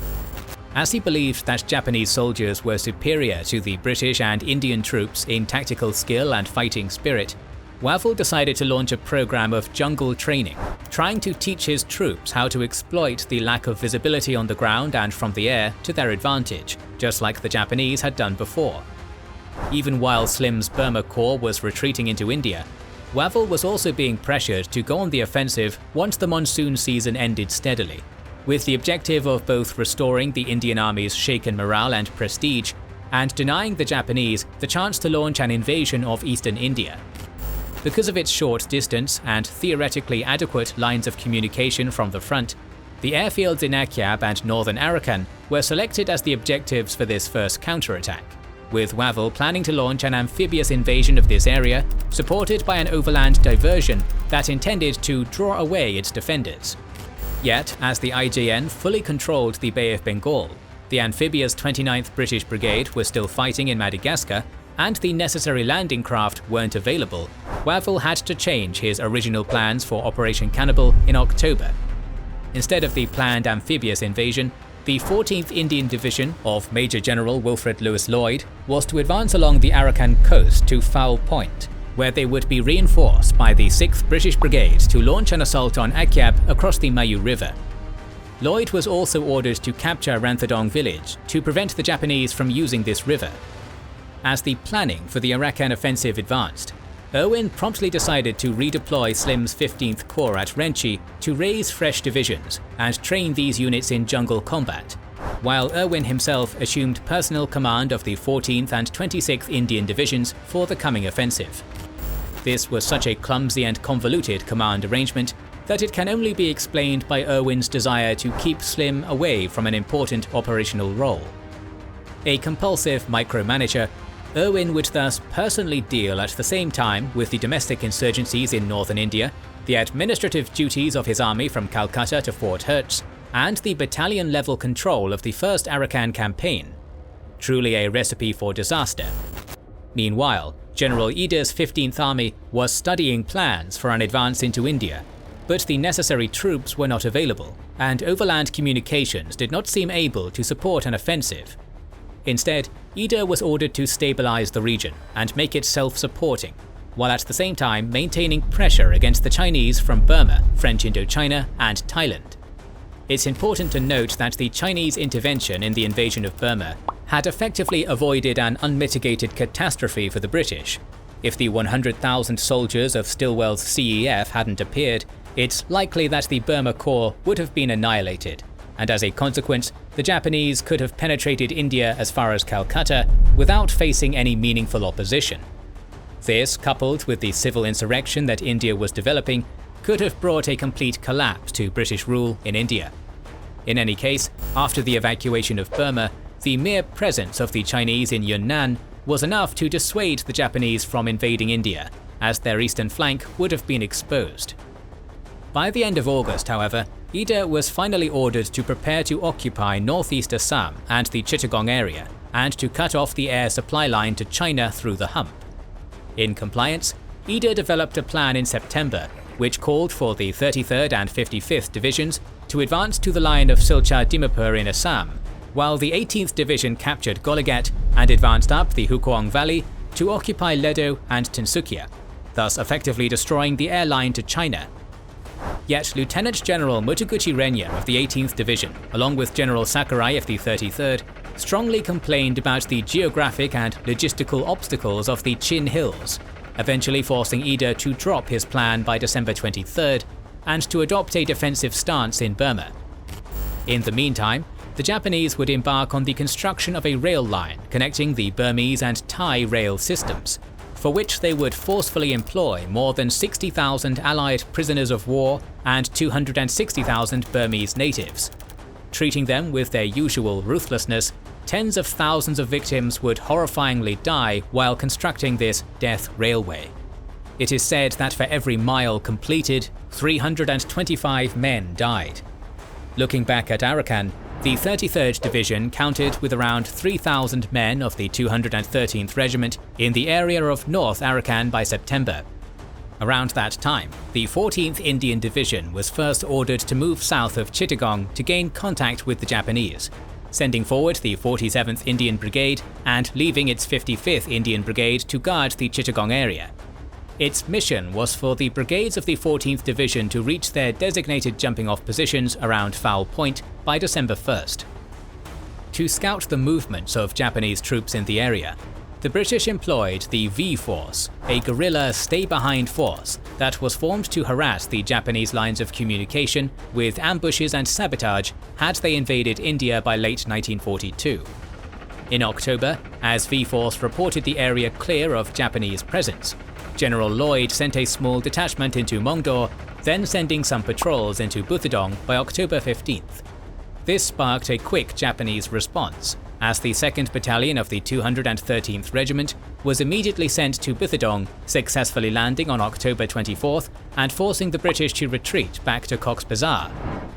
Lloyd then used the month of November to bring forward the 123rd Indian Brigade so that he could attack the Mongdor-Buthadong line on December 2nd, where the 2nd Battalion had been digging strong defensive positions for the last 50 days. At the same time, the Allied air forces allocated a substantial amount of aircraft to support the Arakan offensive, while the small 2,000th Flotilla was assigned to support the amphibious assault. In the end, however, the movement of the British troops would be slower than expected due to the difficult physical geography and the bad British logistics. During this time, Colonel Miyawaki Kosuke would order his 2nd Battalion to evacuate the Mongdor-Buthadong line to join the main body of the force near the tip of the Mayu Peninsula in a well-executed tactical withdrawal. On December 16th, Lloyd's forces finally started their attack, unopposedly reoccupying Mongdor and Buthadong one day later. From there, the 47th and 123rd Brigades would advance east of the Mayu River towards Rathadong and down the coast to Foul Point. At this point, as Miyawaki decided to send his 2nd Battalion to prepare defensive positions at Rathadong and his 1st Battalion to do the same at Donbaik, General Ida had ordered the 55th Division of Lieutenant General Koga Takeshi to reinforce the defense of Arakan. By December 28th, the 2nd Battalion successfully forestalled the 123rd Brigade and reoccupied Rathadong, while the 47th Brigade had advanced up to Indin. In the next couple of days, the British would unsuccessfully attempt to push back the defenders at Rathadong and Donbaik, suffering many casualties at the hands of the enemy's automatic fire and snipers, even despite the fact that they enjoyed increasing air support for the first time in the Burma campaign. On January 10, 1943, Generals Wavell and Irvin visited the front, where Lloyd asked them to give him some tanks of Slim's 50th Indian Tank Brigade to break through the Japanese bunkers. Trying to keep Slim as far away as possible from the campaign, Irwin only assigned 8 Valentine tanks to the Donbaik front, itself a natural anti-tank position due to it being situated alongside a Chong tidal creek.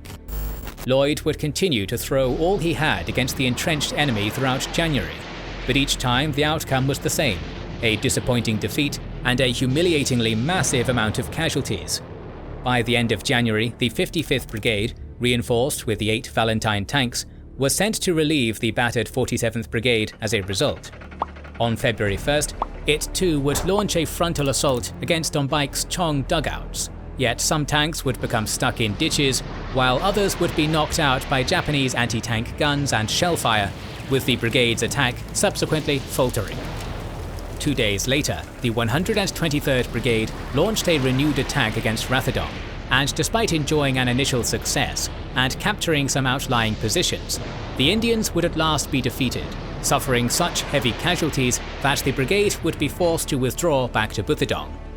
Meanwhile, at the start of March, Miyawaki's 3rd Battalion was brought forward from the valley of the Caledon River, where it had defeated V-Force as the British guerrillas attempted to threaten the Japanese lines of communication. And Lloyd had deployed the 55th and 47th Brigades east of the Mayu River to continue putting pressure on Rathodong, as Irwin had sent the well-trained 6th British Brigade to take over the Donbaik front. In the first week of March, however, the 3rd Battalion of the 213th Regiment crossed the Mayu River and attacked the 155th Brigade, forcing the Indians to retreat and leaving the 47th Brigade isolated to the north of Rathodong. We have to recall that during the year of 1942, the Kingdom of Thailand, that was ruled by Marshal and Prime Minister Phibun Songkhram, had aided the Japanese Empire during the conquests of Malaya and Burma, and thus had gained control over some territories to the south, as well as the Shan States. In the latter, the Thai army had aggressively engaged the retreating Chinese forces, while at the same time issuing racist policies against the Chinese inhabitants in their own territory. By the end of the year, Phibun was now preparing to invade the province of Yunnan, because a small Thai minority populated its southwestern border, which he considered a part of his deemed Greater Thailand. Thus, a total of 30,000 soldiers of the Phayap army had concentrated in the Shan States by late December, with Lieutenant General Charan Ratanakan Seriaringrit initially planning to cross the Namloi River and secure the Nanlan River Valley. As a preliminary, the 4th Division's 9th Regiment would set out from Kentung and advance to Monghua, capturing the town by late December. From there, a combined force under Major General Luang Han Songkhram was to capture the towns of Mongma and Mongla to secure the border with Yunnan. On January 7, 1943, the Thai offensive finally started as the Namloi River was crossed. Yet their attack wouldn't be easy, as the entrenched defenders bravely resisted the incessant attacks of the invaders for 3 days straight, until such relentless pressure forced the Chinese to retreat on January 11th. Simultaneously, the Royal Thai Air Force, now boasting some Ki-27s and Ki-30s bought from the Japanese, severely pummeled the Kuomintang positions on their rear. Air attacks, such as the incursion on the Chengbung base of January 12th, would take the life of numerous Chinese soldiers and would cause much harm to their logistics. The air superiority also allowed the invaders to quickly advance through the jungles, rapidly overrunning a vast number of enemy garrisons. On the morning of January 13th, the 3rd and 13th Regiments then crossed the Nanlan River at Mongla and advanced in the direction of Qianlong, where they would finally be stopped 10 days later by a strong Chinese fortification. There, the Thai soldiers would launch several assaults against the entrenched Chinese defenders, yet they would all end in the same result: massive loss of life for the invaders. This was because the Chinese had set up machine gun positions in the adjacent hills, thus devastating the Thai forces with their crossing fire and finally forcing them to retreat. But this wasn't the end of their struggle, as numerous air attacks by Ki-30s would then unfold to destroy the Chinese fortifications, culminating with a bomb explosion on a powder keg that caused a tremendous explosion that left the area covered with a dense pall of smoke. The Chinese defenders were stunned by this attack, so the Thai forces would quickly take advantage of this favourable event to storm Qianlong, finally taking the fort on January 28th. Yet Thai casualties had been very high, and thus the invaders would be unable to proceed with the invasion. Furthermore, the Thais were seeing the recent Japanese defeats as a bad omen for the future, so they wanted to increase their relations with China and the Allies by withdrawing from Yunnan. By January 29th, the offensive was finally brought to a halt, and a sort of static trench warfare would develop over the next 2 years in this immense line of defensive posts and fortifications, in which both sides would suffer many more casualties. While Generals Stilwell and Slim were fighting to escape annihilation at Burma, Colonel Ord Wingate was appointed by General Wavell to organize some guerrilla units that were going to be employed to fight behind Japanese lines. Wavell had first met Wingate during the Arab revolts in British Palestine, as the Indian officer began to organize the Special Night Squads, a joint British-Jewish counterinsurgency military unit that frequently ambushed Arab saboteurs who attacked oil pipelines of the Iraq Petroleum Company.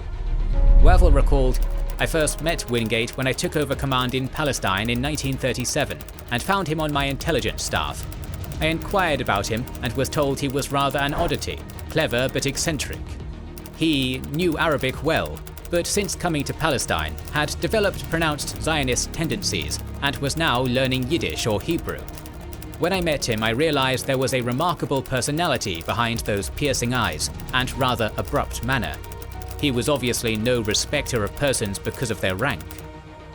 When World War II began, Wingate was invited to Sudan by Wavell, then Commander-in-Chief of Middle East Command, to begin operations against Italian occupation forces in Ethiopia. Thus, he created Gideon Force, a special operations force composed of British, Sudanese and Ethiopian soldiers that would harass Italian forts and their supply lines with the aid of local resistance fighters, while regular army units took on the main Italian army. It was during this time that he first met Slim, and that he first began to develop his concept of long-range penetration, which proposed that it was possible for units well behind the front lines to conduct regular warfare. Rather than standard guerrilla, Wingate therefore wanted to employ small bands of men in hit-and-run raids or sabotage, relying on company or even battalion-size forces to engage the enemy. He even said that, "In the back areas are the enemy's unprotected kidneys, his midriff, his throat, and other vulnerable points. The more vital and tender points of the enemy's anatomy we hit, the more the enemy would have to withdraw troops from the front in order to protect them." Yet Burma was a far different topographical and tactical theatre than the plains and deserts of the Middle East and East Africa, where the fight was against poorly motivated Italian soldiers. Because of that, during his first months in Burma and India, Wingate had to carefully study the terrain, the resources, and the disposition of the enemy forces. Finally, in August 1942, Wingate was promoted to the rank of brigadier to command the 77th Indian Brigade, joined by experienced guerrilla fighters such as Major Michael Calvert. This brigade was formed by a battalion of young Gurkhas from Nepal, a battalion of the Burma Rifles that mixed Karen, Kachin and Chin people, and the inexperienced British 13th Battalion from the King's Regiment. A scattering of RAF officers and non-coms also joined Wingate's forces to coordinate by radio the necessary airdrops. Wingate's unit, popularly known as the Chindits, would have to undergo a brutal training period, with prolonged marches in sweltering heat and mock battles. They learned to leave established trails that could harbour ambushes and to hack their way through dense undergrowth. Furthermore, Wingate strictly imposed a series of directives, such as to eat at least one raw onion per day, or to only wear shorts when raining, and he also inspired his men to forage until they could subsist on the fauna around them. Inevitably, the strict regimen proved too much for many, especially the older, and so in September of 1942, about 200 of them had to be replaced with younger or more fit men drafted from other units. Those who survived the training ordeal, however, developed a strong sense of self-esteem. In 1943, as part of the strategy that began with the campaign in the Arakan, Wavell had plotted the insertion of the Chindits into central Burma.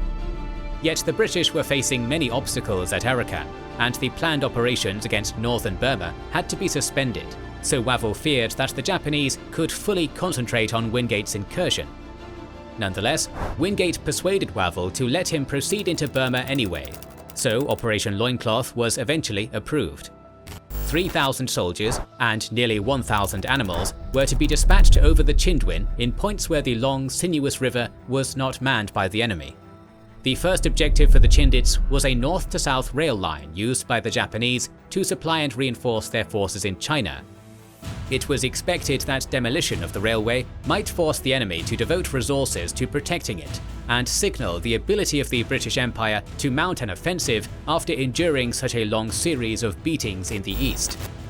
On February 12th, Wingate thus set out with his Chindits organised into 7 separate columns to cross the Chidwin River at 2 places 35 miles apart, so as to confuse the enemy. They used inflatable dinghies and rafts hacked out of the bamboo and vegetation and ropes. The southern group, under Lieutenant Colonel Lee Alexander, consisting of only 2 columns, had successfully crossed the Chindwin at Oktang by February 16th. There, the RAF had created a large supply drop to draw the attention of the Japanese, and Major John Jeffreys had also been sent disguised as a brigadier to convince the enemy that Wingate was with them.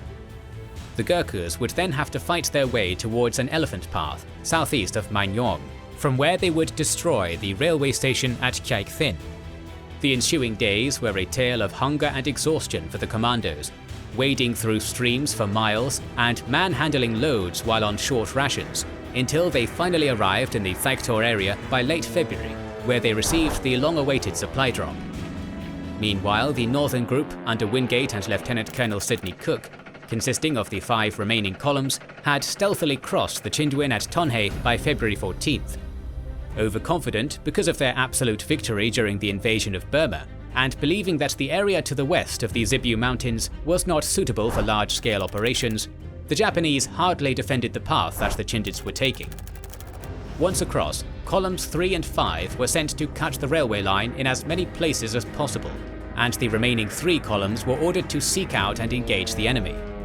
Yet, unbeknownst to them, an imprecise supply drop had jettisoned its load of mail on a sandbank within a mile or 2 of a Japanese outpost the following day, directly alerting them of the British presence in the area and giving them the complete order of battle of the Chindits. As a result, the Japanese began to evacuate the area on February 19th, successfully evacuating all posts between the Chindwin and the Mu Valley by February 24th.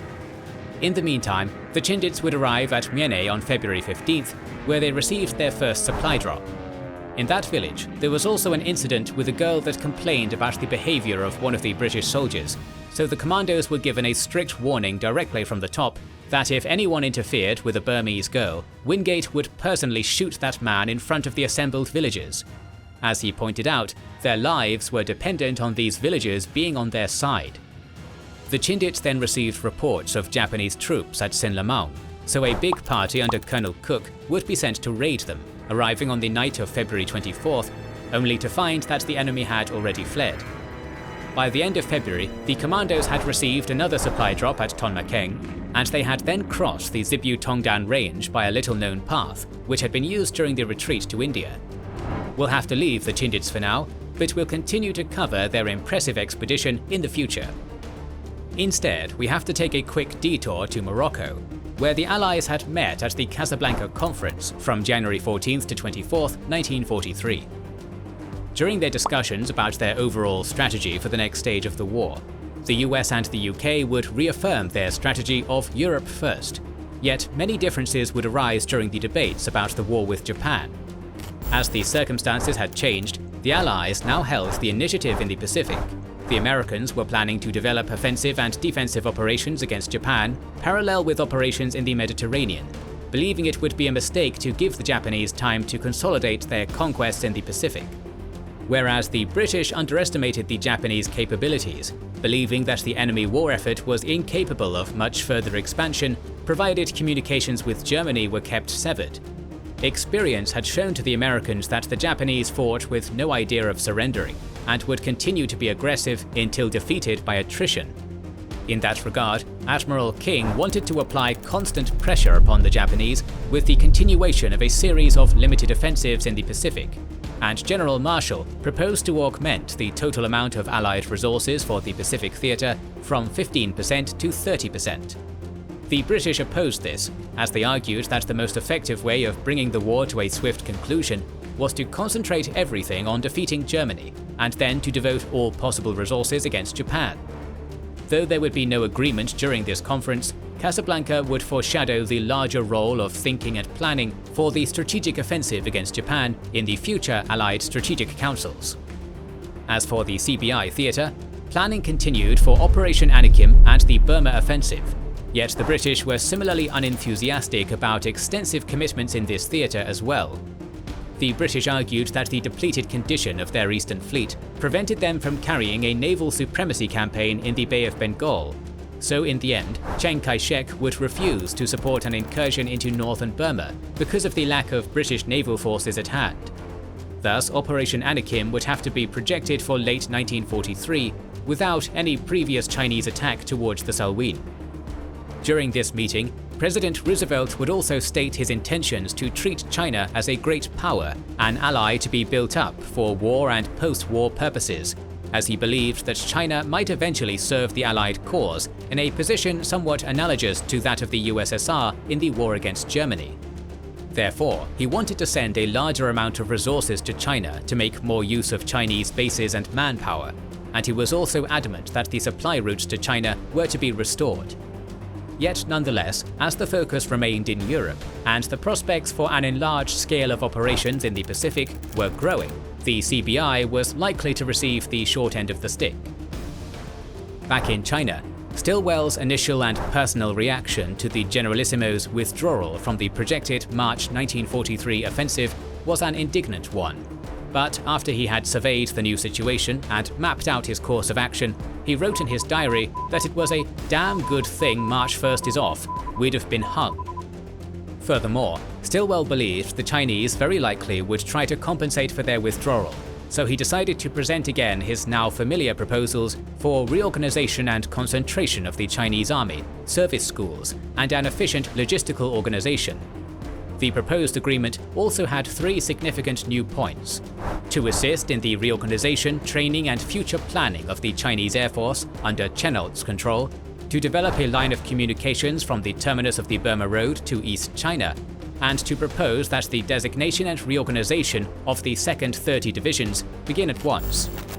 As the program to build effective Chinese infantry divisions at Ramgarh proceeded, even though Chinese commanders laid their typical complaints during their stay in India, the China Air Task Force continued to sting the enemy with its limited resources, with Chennault periodically dispatching his small fleet of B-25s and P-40s against Japanese targets, particularly shipping in harbors.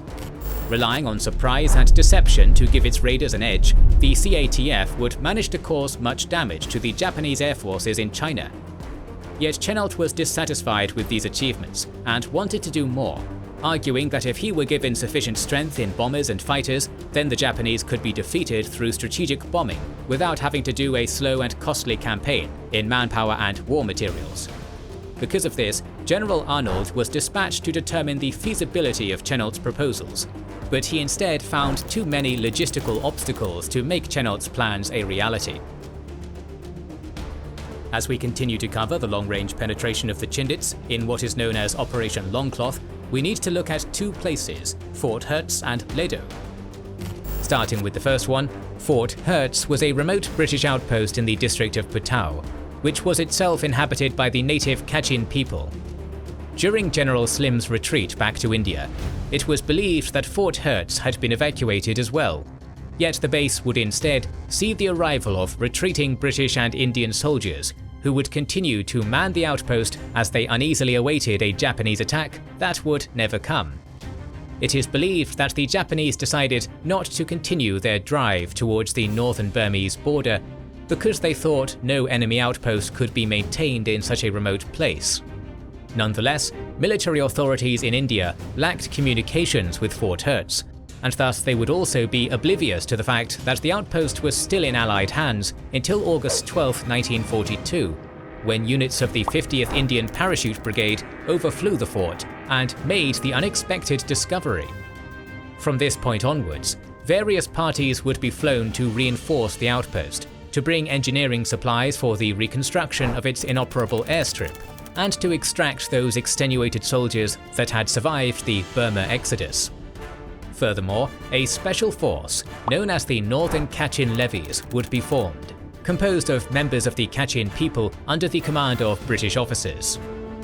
In the meantime, General Stilwell would oversee the construction of a new base at Ledo, which would allow American engineers to start the construction of a road connecting India and China, thus opening a new lifeline for the forces of the Generalissimo Chiang Kai-shek.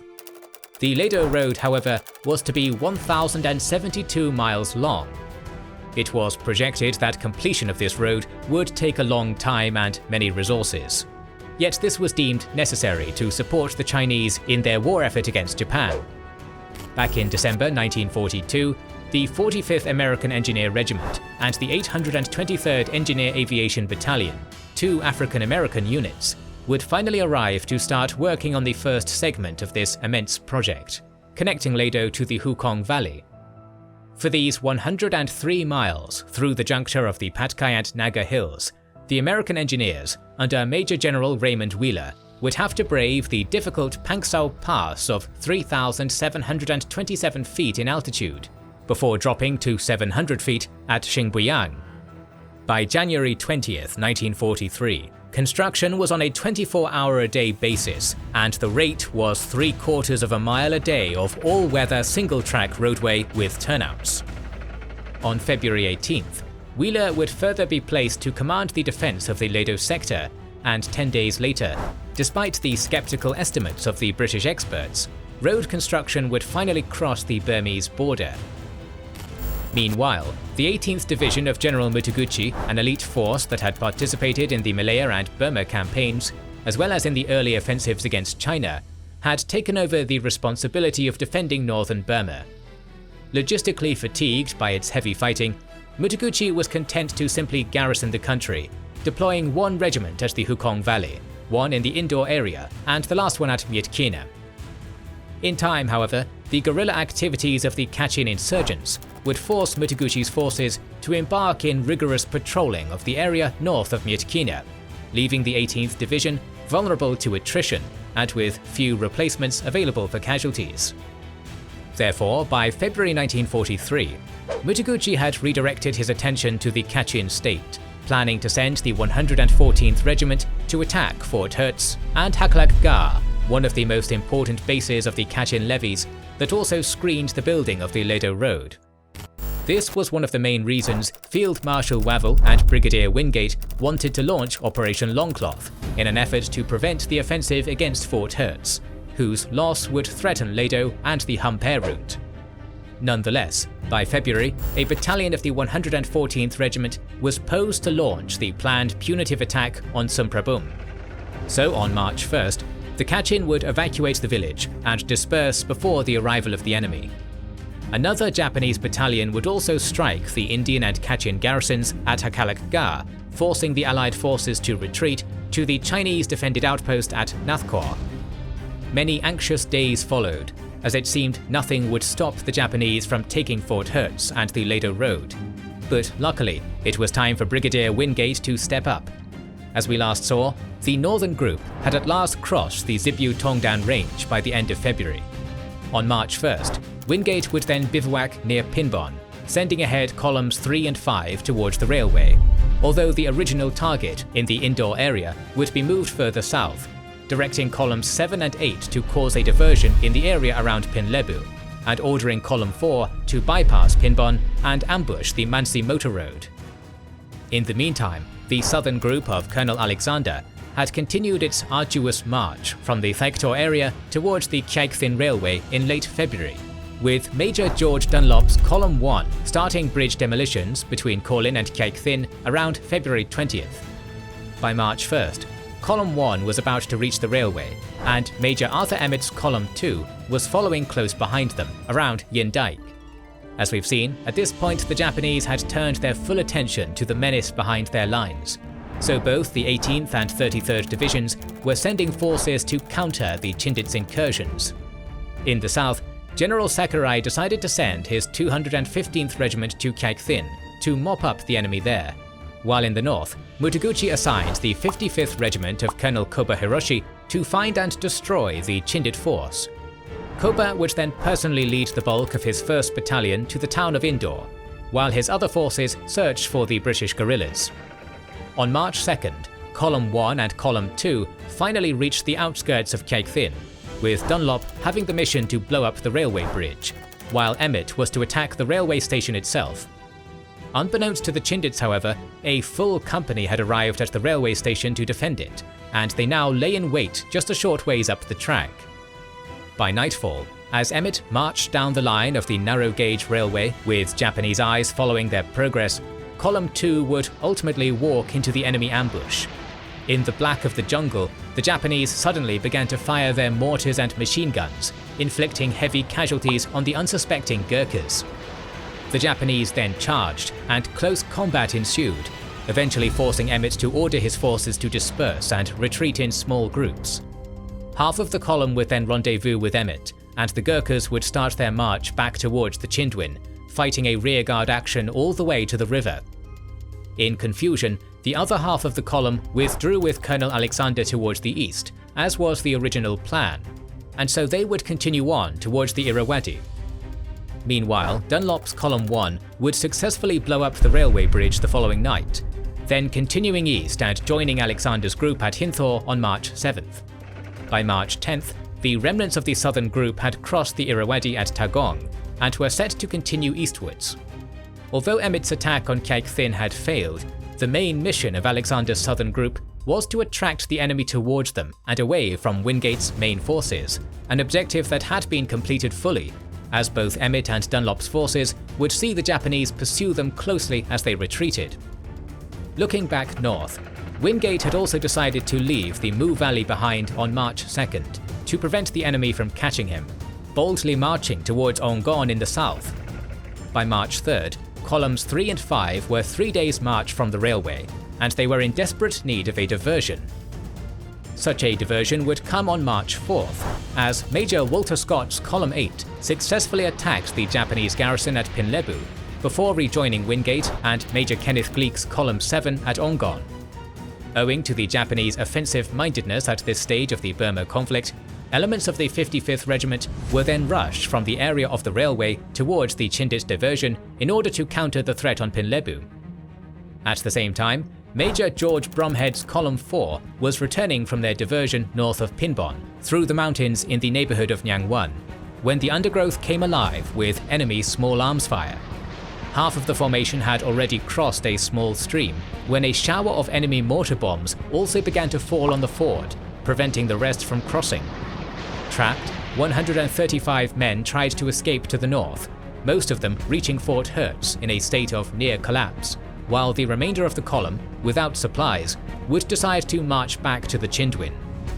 Remarkably, Column 4 would only suffer very light casualties during this ambush, yet it was effectively put out of action.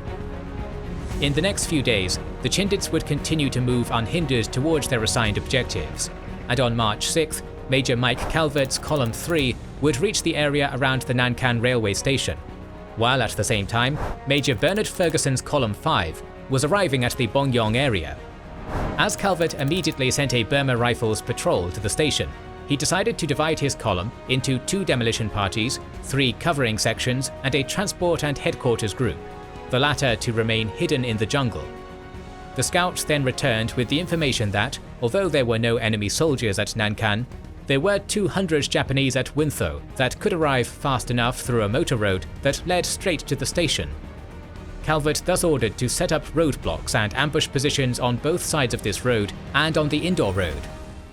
At noon, the 2 demolition parties moved to the railway on separate sites and began to lay charges on the line as they went. While Calvert's men were preparing to blow up their bridges, 2 truckloads of Japanese soldiers, accompanied by an armoured vehicle, came lumbering down the motor road from Indore. As they immediately fell into the Chindits' ambush, one of the trucks would be destroyed by an anti-tank rifle, and the Japanese would subsequently dig in under heavy machine gun fire.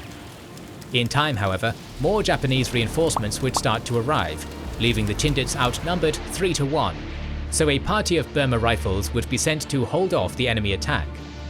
After 3.5 hours of work, just as the Japanese were to take control of Nankan village, the demolitions were finally about to start. With a large boom and a great roar, 6 miles of railway and 3 bridges were suddenly in complete shambles.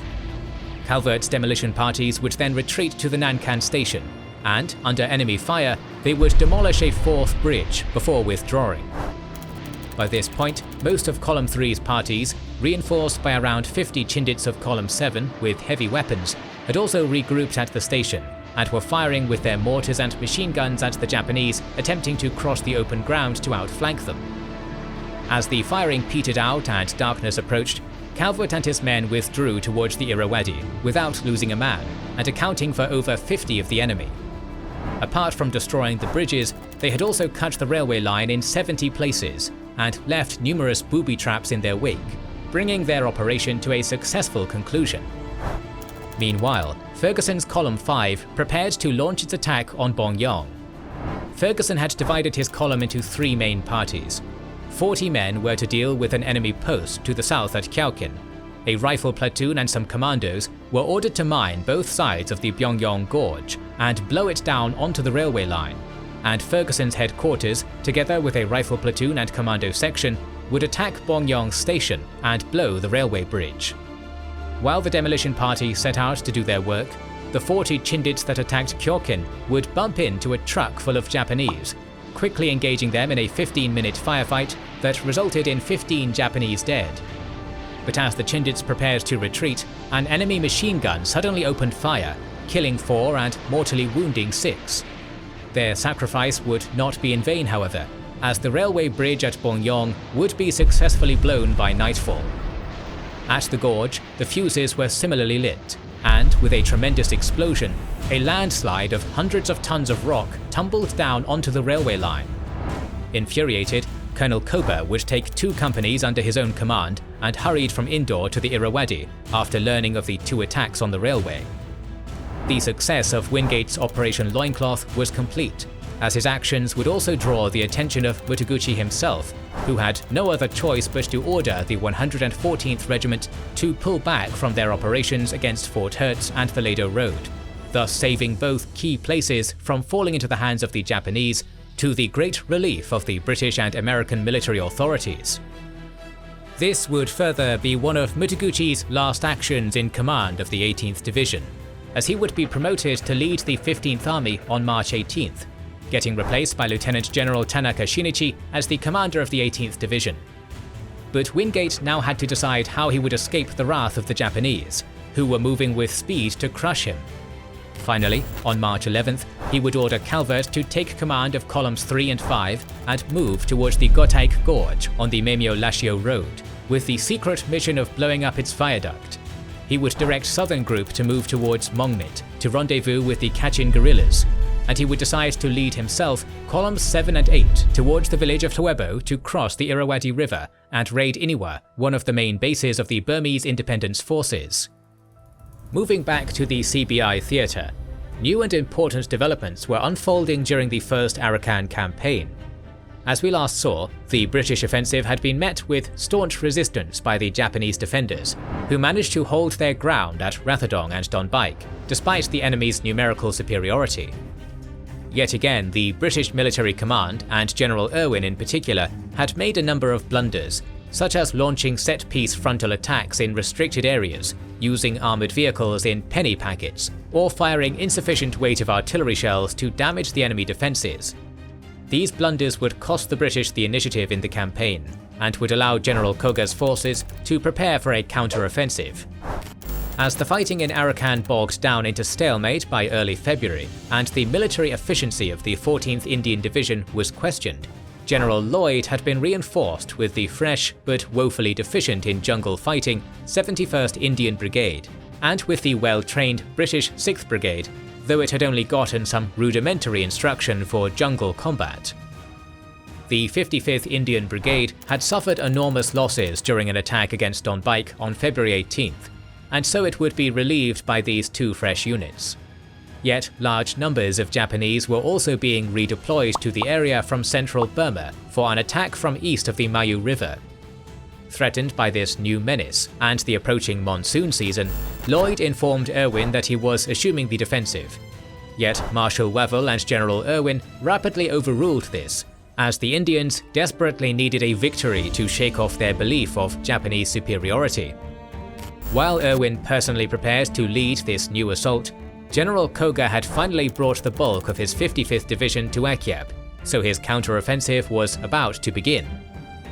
As we have previously covered, the 213th Regiment attacked the Kaladan Valley on March 7th, successfully driving off the covering detachment of the V-Force. The 112th Regiment then applied heavy pressure on the Indian defenders north of Rathadong, who had no other choice but to pull back to Zedidong, leaving the 47th Indian Brigade trapped at the Hwitsa bridgehead. Furthermore, Japanese units would also carry out an effective combination of deep and wide outflanking maneuvers and infiltration tactics against the British line of communications. Although the 71st Brigade would be sent to extricate these forces a week later, Irwin would decide to carry out his last assault against Donbaik anyways, which had also been reinforced by some of Koga's men. On March 18th, the 6th Brigade of Brigadier Ronald Cavendish therefore launched a deliberate frontal attack on a narrow front, despite advice from other commanders to outflank the positions along the mountain crest. As the set-piece attack made little progress and only got to penetrate a small distance, the British would once again suffer heavy casualties from the Japanese counterattacks and supporting artillery fire. Meanwhile, the 213th Regiment had secured the eastern side of the Mayu River against the increasingly demoralized Indian troops, and the 112th Regiment was preparing to cross the river. After the last failure, Irwin and Wavell had no other choice but to prepare to hold their ground, so this was to be Irwin's last attack against Donbaik. Wavell expressed great disappointment at the lack of imagination and tactics of his subordinates, believing that any plan that wasn't a blunt frontal assault could have been successful. On the night of March 24th, the Japanese would finally cross the Mayu River, and using narrow paths through the jungle, they advanced over the crest of the supposedly impassable Mayu Range. The following day, they set forth to cut the 47th Brigade's line of communications to Kyok Pandu, capturing the mountain crest near Atet Nanra on March 29th. In response, General Lloyd immediately ordered the 47th and 6th Brigades to retreat west of the mountains to avoid entrapment, thus acting contrary to his instructions to hold his position until the monsoon season broke. Yet Irwin would quickly countermand his order, sacking him of his position and assuming direct command of the 14th Indian Division. He also ordered elements of the 26th Indian Division, led by Major General Cyril Lomax, to bolster the British presence on the peninsula. Furthermore, Lomax was to assume command of all Arakan forces upon reaching the area. But in the meantime, Irwin would continue to run the show. Just as Lloyd had foreseen, however, disaster finally struck as the 112th Regiment managed to build a roadblock north of Indian Village on April 3rd, successfully cutting the lines of communication of the 6th and 47th Brigades. Cavendish then attempted to clear it at once, yet his efforts would be in vain, and soon Japanese soldiers would start to infiltrate the British positions at Indian Village on the night of April 5th, successfully overrunning the headquarters of the 6th Brigade and capturing Cavendish in the process. One of Cavendish's last acts before being overrun was to order the British guns to open fire on Indian, something that caused many casualties on the unsuspecting Japanese and ended up killing Cavendish himself. Upon assuming command of the Arakan forces, General Lomax immediately realized the seriousness of the situation and ordered a retreat from Indian. During the ensuing confused fighting, the 6th Brigade would narrowly escape destruction by retreating along the beach road, and the 47th Brigade would similarly avoid capture by destroying its heavy equipment and then escaping in small parties cross-country to the beach, and along it to reach British lines, thus ceasing to exist as a fighting force. Following this catastrophe, Lomax would skillfully regroup his rear brigades to defend the Mongdor-Buthadong road, and would further reorganize his shattered forward troops as they escaped northwards. Yet this was far from the end, as General Koga had no intention to stop there. He wanted to exploit this great opportunity and take the fight all the way to India. Finally realizing the worrying situation his troops were in, Wavell decided to appoint General Slim to lead the Arakan forces with Lomax as they prepared to face the brunt of the Japanese assault. We left Brigadier Wingate's forces as they began the last phase of Operation Longcloth, the return to India. After successfully disrupting the Japanese supply lines long enough for the enemy to stop any offensive action against Fort Hertz and the new Ledo Road, Wingate had directed his Chindits to commence their withdrawal eastwards. Whereas Major Calvert was to take columns 3 and 5 towards the Goktaik Gorge to blow up its viaduct, and Colonel Alexander's southern group was to rendezvous with the Kachin guerrillas at Mongmit, Wingate would personally lead columns 7 and 8 to raid Iniwa, one of the main bases of the Burmese independence forces.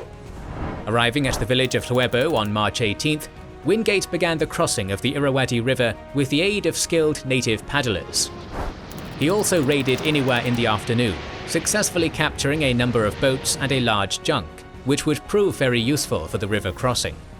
Concurrently, Major Ferguson's Column 5 had also crossed at Yenangyaung with the cheerful assistance of the villagers, missing a Japanese retaliation by a hair's breadth.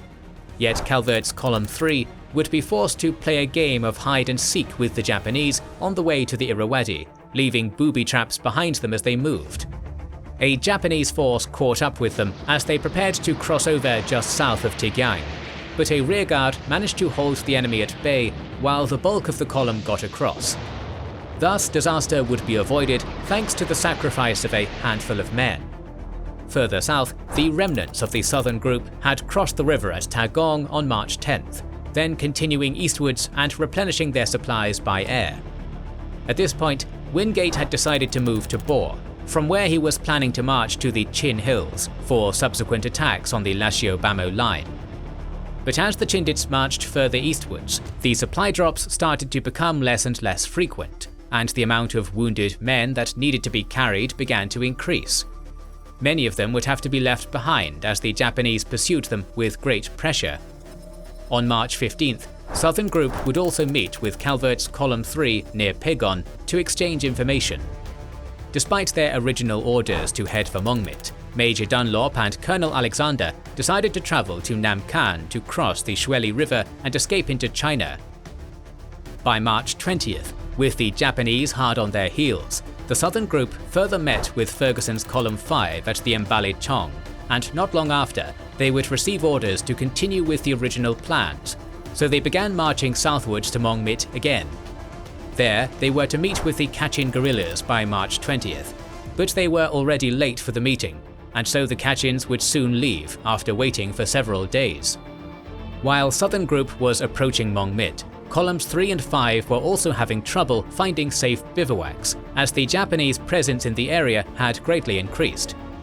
On March 23rd, Calvert even took on a Japanese company near Myitsar, masterfully ambushing them and successfully inflicting heavy casualties. But after the battle, Wingate was advised that Columns 3 and 5 and Southern Group were losing their effectiveness due to the heat, lack of water, and the constant pressure of their pursuers. Thus, he would be ordered to withdraw instead of continuing into the Chin Hills.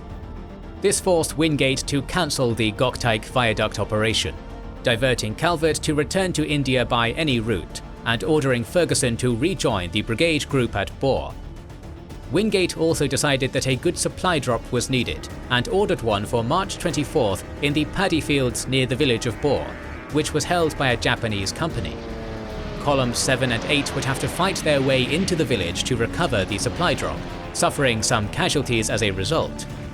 After reuniting with Ferguson's Column 5 at the Hetin Chong by March 26th, Wingate would decide to head back towards Iniwa, where the enemy least expected them to, and after crossing the river, he planned for his columns to disperse and return back to India individually. The following day, the columns set off across country in a forced march towards Iniwa, with Column 5 at the rear. Yet on March 28th, as the Japanese were catching up, Ferguson decided to draw the enemy away at Hinther. In the vicious struggle that followed, the column would suffer heavy casualties and would have to disperse in small groups to regroup at Iniwa. Wingate would finally reach the Irrawaddy during the early hours of March 29th, but as the Chindits began to cross the river, they got fired upon from the western bank with mortar and automatic fire. Although 65 men from Column 7 would manage to get across and then began tramping westwards away from the river, Wingate would be forced to lead his forces east, back into the jungle. and immediately ordered all columns to disperse, dump all their heavy equipment, and return to India by themselves. Immediately, Wingate divided his own brigade headquarters into 5 dispersal parties, and he himself would cross the Irrawaddy on April 7th with 43 men, and then continue on towards the Chindwin, successfully crossing the railway near the Nankan station with great stealth. After passing Pinlebu, Wingate would finally reach the Chindwin Valley on April 23rd, narrowly escaping capture by a Japanese platoon that was tracking them. Of the other dispersal groups, only one would get to the Chindwin as well, the others getting killed or captured. Meanwhile, far to the south, Dunlop and Alexander's southern group was the farthest away from India. A message from Wingate was clear as to what they should do, but as they arrived late to the meeting at Mongmit on March 31st, and the Japanese were also everywhere in this region fighting with the Chinese Yunnan armies, the southern group had been sent into a death trap. The Gurkhas were caught up with mortar fire on April 1st, but managed to pull out with light casualties, then continuing northeast towards the Shweli River. Arriving there on April 10th, Alexander finally decided to head back to Fort Hertz, yet the Gurkhas would be ambushed once again during the river crossing. This forced them to head to the Irrawaddy instead, using all their stealth to avoid any clashes with the enemy, and thankfully getting the aid of the natives, who gave them food and boats. With low morale and poor strength, they finally crossed the river on April 20th, but were once again attacked by the Japanese during the crossing, suffering heavy casualties. Reduced to 350 men, the southern group continued on towards the Mu River, where they were yet again ambushed with mortars on April 28th. After suffering the loss of Colonel Alexander, among many others, Dunlop finally had to lead his exhausted men to the Chindwin, fighting more Japanese patrols as they moved. He would eventually get separated with a small group, finally arriving back at Ok Tong on May 10th.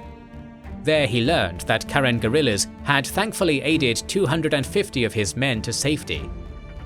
In the meantime, Calvert's Column 3 had gotten to the Shweli River by March 27th, though the appearance of Japanese patrols would force them to withdraw into the jungles. Because of this, Calvert determined that their best options were to disperse into 9 small groups, an order that Wingate later judged as excellent. On March 30th, the groups would finally leave the river in different directions. Thus, 8 of the groups would successfully cross the Chindwin in mid-April, and Calvert himself would get to detonate more explosives on the Burmese railway. Only one group would suffer some casualties as it escaped into China. Looking north, Ferguson's Column 5 arrived too late to anywhere, and was already heading to cross the Shweli River by late March. Only half of the column, some 72 men, got to cross the river though. The rest got captured by the Japanese. Ferguson then led his starving forces to Zebugin, where they obtained some food, and continued northwest, divided in 3 equal groups. After successfully crossing the Irrawaddy on April 9th, Ferguson would finally reach the Chindwin by April 24th. There he was joined by one of the other groups, though the last one would be captured by the Japanese. As for Major Scott's Column 8, they would head to Fort Hertz and reach the Shweli on April 1st. Yet they would be unable to cross the river, losing around 50 men during their attempts. On April 3rd, as the RAF dropped 4 dinghies, the column would finally cross the Shweli by nightfall, then continuing north towards Catha. Yet on April 15th, Scott would finally decide to disperse in 6 small groups. 2 groups would be ambushed and captured almost immediately, but the remaining would rendezvous near Bamo on April 25th, where they received a supply drop. Scott also sent the aviators the message, "Plane, land, here, now." And on April 28th, a Dakota rescue plane would take 18 wounded men, including Colonel Cook. As another rescue operation would be too dangerous, Scott would head to the Kwok Chong with his remaining 159 men, following in Ferguson's footsteps.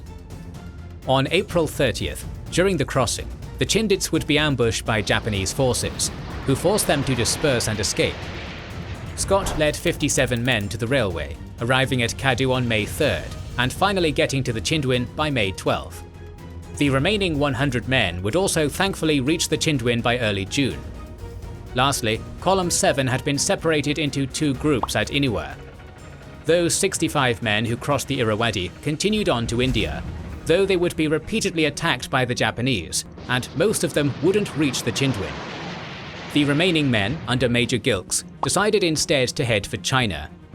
A small group crossed the Shueli and got to Fort Hermes, but the main body moved east along the river to join the Kachin guerrillas, who gave them food and helped them cross the Shueli. On April 25th, Gilkes took to the hills towards China, with the Japanese in hot pursuit, and by April 30th they had arrived at the Bamo-Lashio Road. Aided by local Kachin and Yunnanese villages, Column 7 would finally reunite with the Chinese forces by the end of May. From Kunming, the column would be flown to Assam at once in early June. Thus came the end of Operation Longcloth, the first Chindits expedition. The operation had been very successful in many aspects, as the Japanese supply lines to their back had been completely disrupted, although for a short period of time, and their offensives against the Ledo Road and Fort Hertz had been stopped. But at the same time, many mistakes had been made, and the withdrawal of the Chindits had been a costly endeavour, from which many did not return. These mistakes, however, also taught many painful yet valuable lessons to Wingate and his men, which would be very important in the near future. As we last saw, General Irving's Arakan offensive had turned into yet another unmitigated disaster for the British Empire in the Pacific War. A new series of blunders had cost many men in the more than 5 British Indian brigades engaged in the campaign, while at the same time giving enough time for General Koga's 55th Division to regroup and launch a devastating counter-offensive. Only faith had allowed the 47th Indian Brigade and the 6th British Brigade, now under the overall command of General Lomax, to narrowly escape destruction after the Japanese had successfully cut their lines of communications. Furthermore, the disastrous events at Donbaik and Rathedong, 2 bulwarks that could not be taken away from Japanese hands, ending with the final withdrawal of Allied troops east of the Mayu River, had seriously undermined Indian morale. At this point, most of the shaken and disease-ridden battalions in Arakan were also nearing exhaustion, with losses amongst vitally needed junior leaders being particularly heavy, and most now contained a large proportion of recently arrived, physically weak, inadequately trained and mostly sick recruits, psychologically unprepared for the claustrophobia, sights, sounds and humidity of the jungle. As no trained formations were available in India to replace them, however, there was little option but to retain them in combat. By early April, although Lomax had skillfully managed to stabilize the front at the Mongdor-Butidong Road, the alarm bells were finally ringing in New Delhi. Thus, on April 14th, Marshal Wavell appointed General Slim's 15th Corps to lead the British Indian retreat and the defence of Bengal, as Lomax was still struggling to create order from the chaos that was the 14th Indian Division. Yet the Japanese, sensing the inherent weakness in the defending Indian forces, continued to push the defenders to the north with relative ease. On April 24th, they finally reached the British defences covering Butidong and Mongdor, aiming to secure better defensive positions for when fighting resumed after the monsoons. The 55th Indian Brigade held the first attack at Kanthe with a carefully prepared plan to entrap and destroy the leading Japanese elements after advancing along the spine of the Mayu Mountains. Yet the defensive effort would quickly fall apart after 2 exhausted and demoralized battalions gave way. Thus, the Indians had to start their fighting withdrawal north. Reportedly, so low was their fighting efficiency at this point that on April 28th, the men of the 8th 13th Frontier Force Regiment fired off nearly all of their ammunition at an imaginary opponent, and when attacked the following day, they would have no option other than to retreat. The withdrawal finally culminated with the capture of Butidong on May 9th, with the 55th Brigade narrowly escaping destruction only by abandoning their vehicles and heavy equipment while trudging by foot over the jungle-covered hills to safety. 5 days later, the port of Mongdor was also evacuated and the British Indian forces started to take positions in the open ricefield country near Cox's Bazar, far away from the jungles they feared so much. Luckily for the British, General Koga would halt his counter-offensive after successfully recapturing the Mongdor-Butidong line, leaving their shattered, demoralized and broken opponents in approximately the same positions from which the attack had begun 5 months earlier. Although he could have continued forward, he chose to do this because the coming monsoon season was nearing its start. Despite enjoying overwhelming numerical superiority at the start of the campaign, superior artillery, and a monopoly in tanks, the first British offensive to free Burma had ended once again in a catastrophic defeat. Although the cost for the army in India had not been particularly high, with 916 dead, 2,889 wounded, and 1,252 missing, the Indian High Command had suffered another heavy blow, with the myth of Japanese superiority, excellence and skill as a jungle fighter being strongly reinforced in the minds of British and Indian troops, something that gravely affected their morale.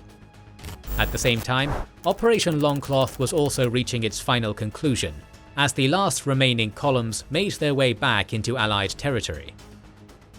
Although a third of Chindits would fail to return, and despite the harsh criticism of British Indian officers about their effectiveness, the operation had been moderately successful, as we've seen in this video.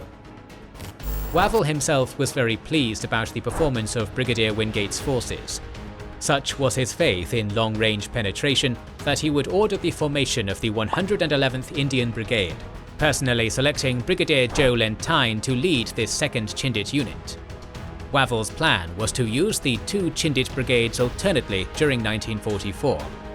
Yet the most important consequence of Operation Longcloth would be the blaze of publicity that would occur after the return of the Chindits, as the expedition behind enemy lines was the only success to report in the Far East.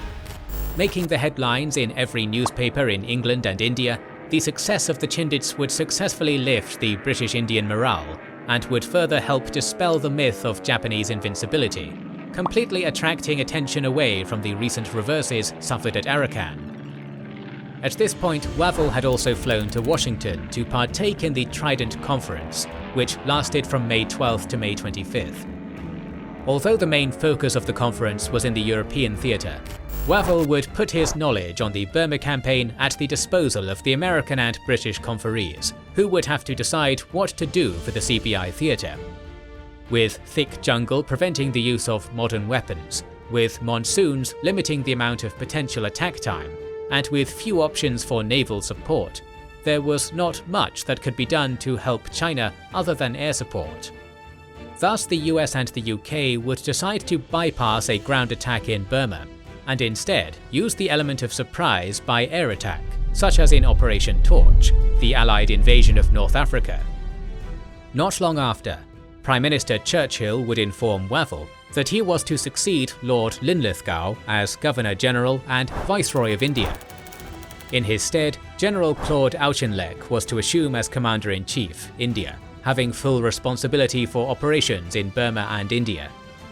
Meanwhile, the Japanese had also reorganized their forces to carry out a more successful and active defense of Burma. With the creation of the Burma Area Army on March 27th, under the command of Lieutenant General Kawabe Masakazu, the 55th Division of General Koga was separated from General Mutaguchi's 15th Army to quell the insurgencies of the Shan, Karen and Kachin guerrillas, and to react to the long penetration incursions from India or Yunnan, such as the one recently carried out by the Chindits. Back in India, the low fighting effectiveness of the British Indian troops had reached a new scandalous level, so General Irwin had to issue a note on May 15th, explaining why Eastern Army had been beaten and explicitly identifying as the main reasons for defeat the poor training and absence of fanatical quality of Indian troops in comparison to their Japanese analogues, as well as the poor planning by junior and senior officers. Although his observations were admitted to be largely correct, Irwin's refusal to admit that any blame was attached to himself and his staff was resented, and soon after he would be relieved of his command. The British knew that they needed an intensive basic and specialized training program, and though work had already begun on this in the past year, the creation of training divisions and the expansion of this training program would be proposed again, in an effort to make full use of the next 6 months to improve the physical fitness of the troops, to train fresh junior officers, to adapt the Indians to jungle fighting, and to mentally prepare their forces for the intense fighting that was still to come. In the meantime, because they hated and distrusted Wingate's extravagant and unorthodox methods, Irwin and his staff had ordered all copies of Wingate's reports to be withdrawn, thus delaying the release of the reports for weeks or indeed months, in an effort to prevent any chance of Wingate leading a second expedition. Yet the political allies of the Indian brigadier in London would eventually give a copy of this report to Prime Minister Churchill, who was impressed by the work of the Chindits. With this new and unexpected ally, Wingate and the Chindits had secured for themselves the chance to carry out a second expedition. Wavell, who was soon to succeed Lord Linlithgow as the new Viceroy of India, knew the difficulties and dangers of using troops not fully trained for jungle warfare, but was still disappointed by their lack of skill and fighting spirit at Arakan. Therefore, he wanted to make full use of the next 6 months to improve physical fitness, train junior officers, adapt to jungle fighting, and mentally prepare troops to fully realize the importance of the CBI theatre's contribution to the war effort in order to improve their fighting spirit. By the end of May, Major General Roland Richardson would also head an infantry committee at New Delhi to investigate the Arakan debacle. Richardson began by acknowledging that the troops' fighting spirit was fundamentally sound, and that the major problems that affected combat performance were the overexpansion of the army in India, which forced them to give a rushed and inadequate basic training, and made supplying the sheer number of recruits a problem. The low status and inferior pay of the infantry, which deprived them of skilled and well-educated recruits, the lack of specialized jungle training and collective training, the High Command's inability to relieve frontline units with fresh, highly trained reserves, the lack of experienced leadership in battalions, and finally, the difficulties dealing with malaria and other tropical diseases. By far, however, the infantry committee noted that the most serious problem was the training and replacement systems. Yet these problems would not be tackled until June 20th, when General Claude Auchinleck was appointed as the new Commander-in-Chief India. Auchinleck was well respected by both British and Indian officers, so this was an inspired choice. One of his first decisions would be to oversee a changeover of senior frontline commanders and staff officers at GHQ India that primarily brought to the fore battle-experienced Indian Army officers, who understood the strengths and limitations of Indian troops, and the key importance of morale and hard intensive training in building combat effectiveness. As such, he also set out to improve the welfare, health and feeding of the army, to foster improved morale. One of the most important shifts in command would be the dismissal of the inefficient General Irwin, who would be replaced by General George Giffard as commander of the Eastern Army. Additionally, Major General Temple Gurdon was given responsibility for overseeing the reform of the training system and the development of doctrine. Thus, a strenuous effort was made to conduct intensive collective training under jungle conditions, in an effort to give commanders of all formations destined for Burma a chance at handling units at all levels, improving standards of staff work, practicing combined army tactics, and building team spirit. Furthermore, Auchinleck also initiated a policy of active patrolling at Assam and Arakan to gather intelligence, maintain touch with the Japanese, and establish moral superiority over the enemy, which paid dividends as it essentially allowed Indian patrols to be more effective. Meanwhile, in India, there were many new developments that we didn't get to cover previously. One of them is the Bengal Famine of 1943. As we'll recall, the Japanese had occupied Rangoon in March of 1942, and as a consequence, the Japanese were able to stop the routine export of Burmese rice to India and Ceylon. This, in turn, caused an unachievable demand on locally grown rice and afforded Indian entrepreneurs an opportunity to exploit the market, particularly in Bengal. Across Southeast Asia, the price of rice rose to unprecedented levels, inflation followed, and civil unrest was the result. This unrest was exacerbated by the Free India movement, directed by Subhas Chandra Bose, and troops had to be diverted from Burma to help maintain order. Bose would even assume the leadership of the reformed INA on July 4, 1943, which reinvigorated the rebel army, and also attracted the enlistment of Indian expatriates in South Asia. The Indian government, in turn, had imposed a scorched earth policy to deny foodstuffs to the Japanese army should it invade India.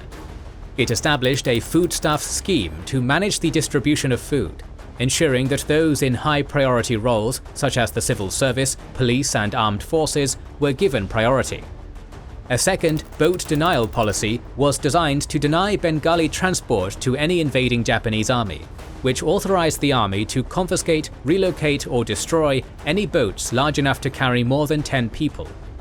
Military buildup caused massive displacement of Bengalis from their homes, as their farmlands were going to be used to construct airstrips and camps, and nearly the full output of India's cloth, wool, leather and silk industries were sold to the military, before leaving the rural population to suffer through a severe cloth famine.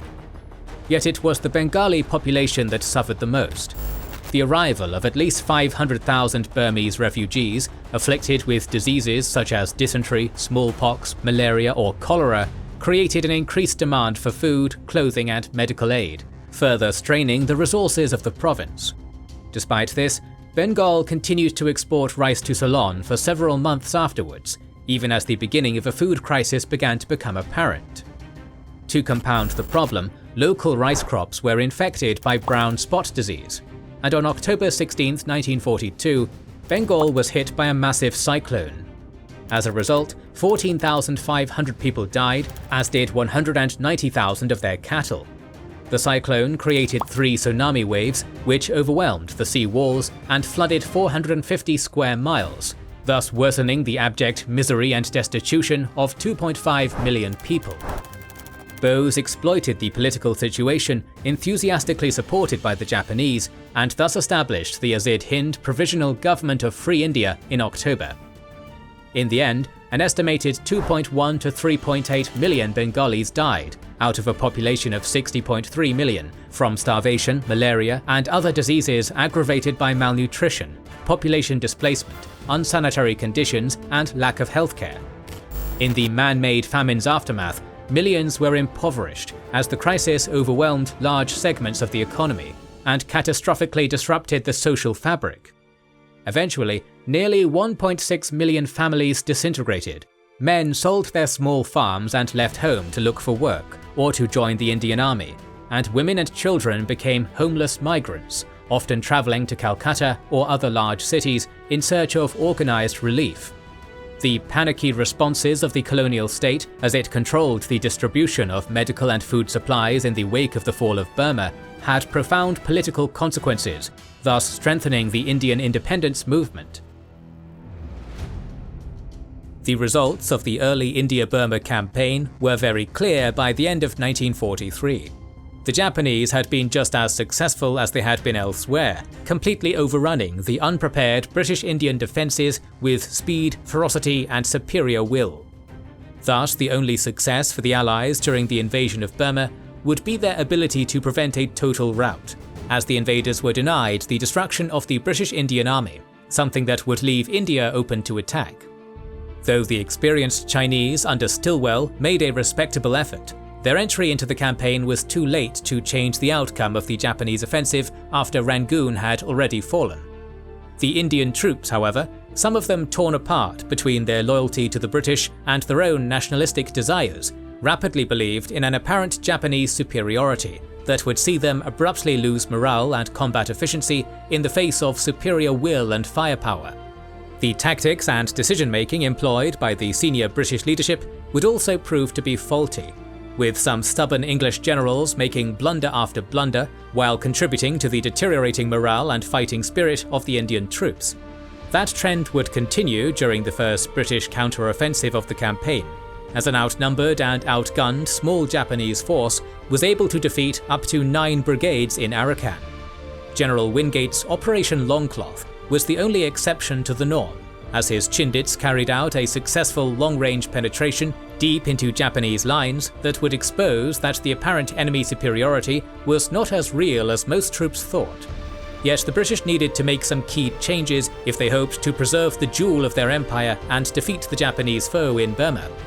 Thus, under the new leadership of figures such as Generals Slim and Auchinleck, the Indian Army would begin a process of vast reform in hierarchy, doctrine and training program. But would this be enough to stop the Japanese onslaught? Only time would tell. More long-form videos and more videos on the Pacific War are on the way, so make sure you have subscribed and press the bell button. Please consider liking, subscribing, commenting and sharing, it helps immensely. Recently, we've started releasing weekly Patreon and YouTube member exclusive content. Consider joining their ranks via the link in the description or button under the video to watch these weekly videos, learn about our schedule, get early access to our videos, access our private Discord, and much more. This is the Kings and Generals channel, and we will catch you on the next one.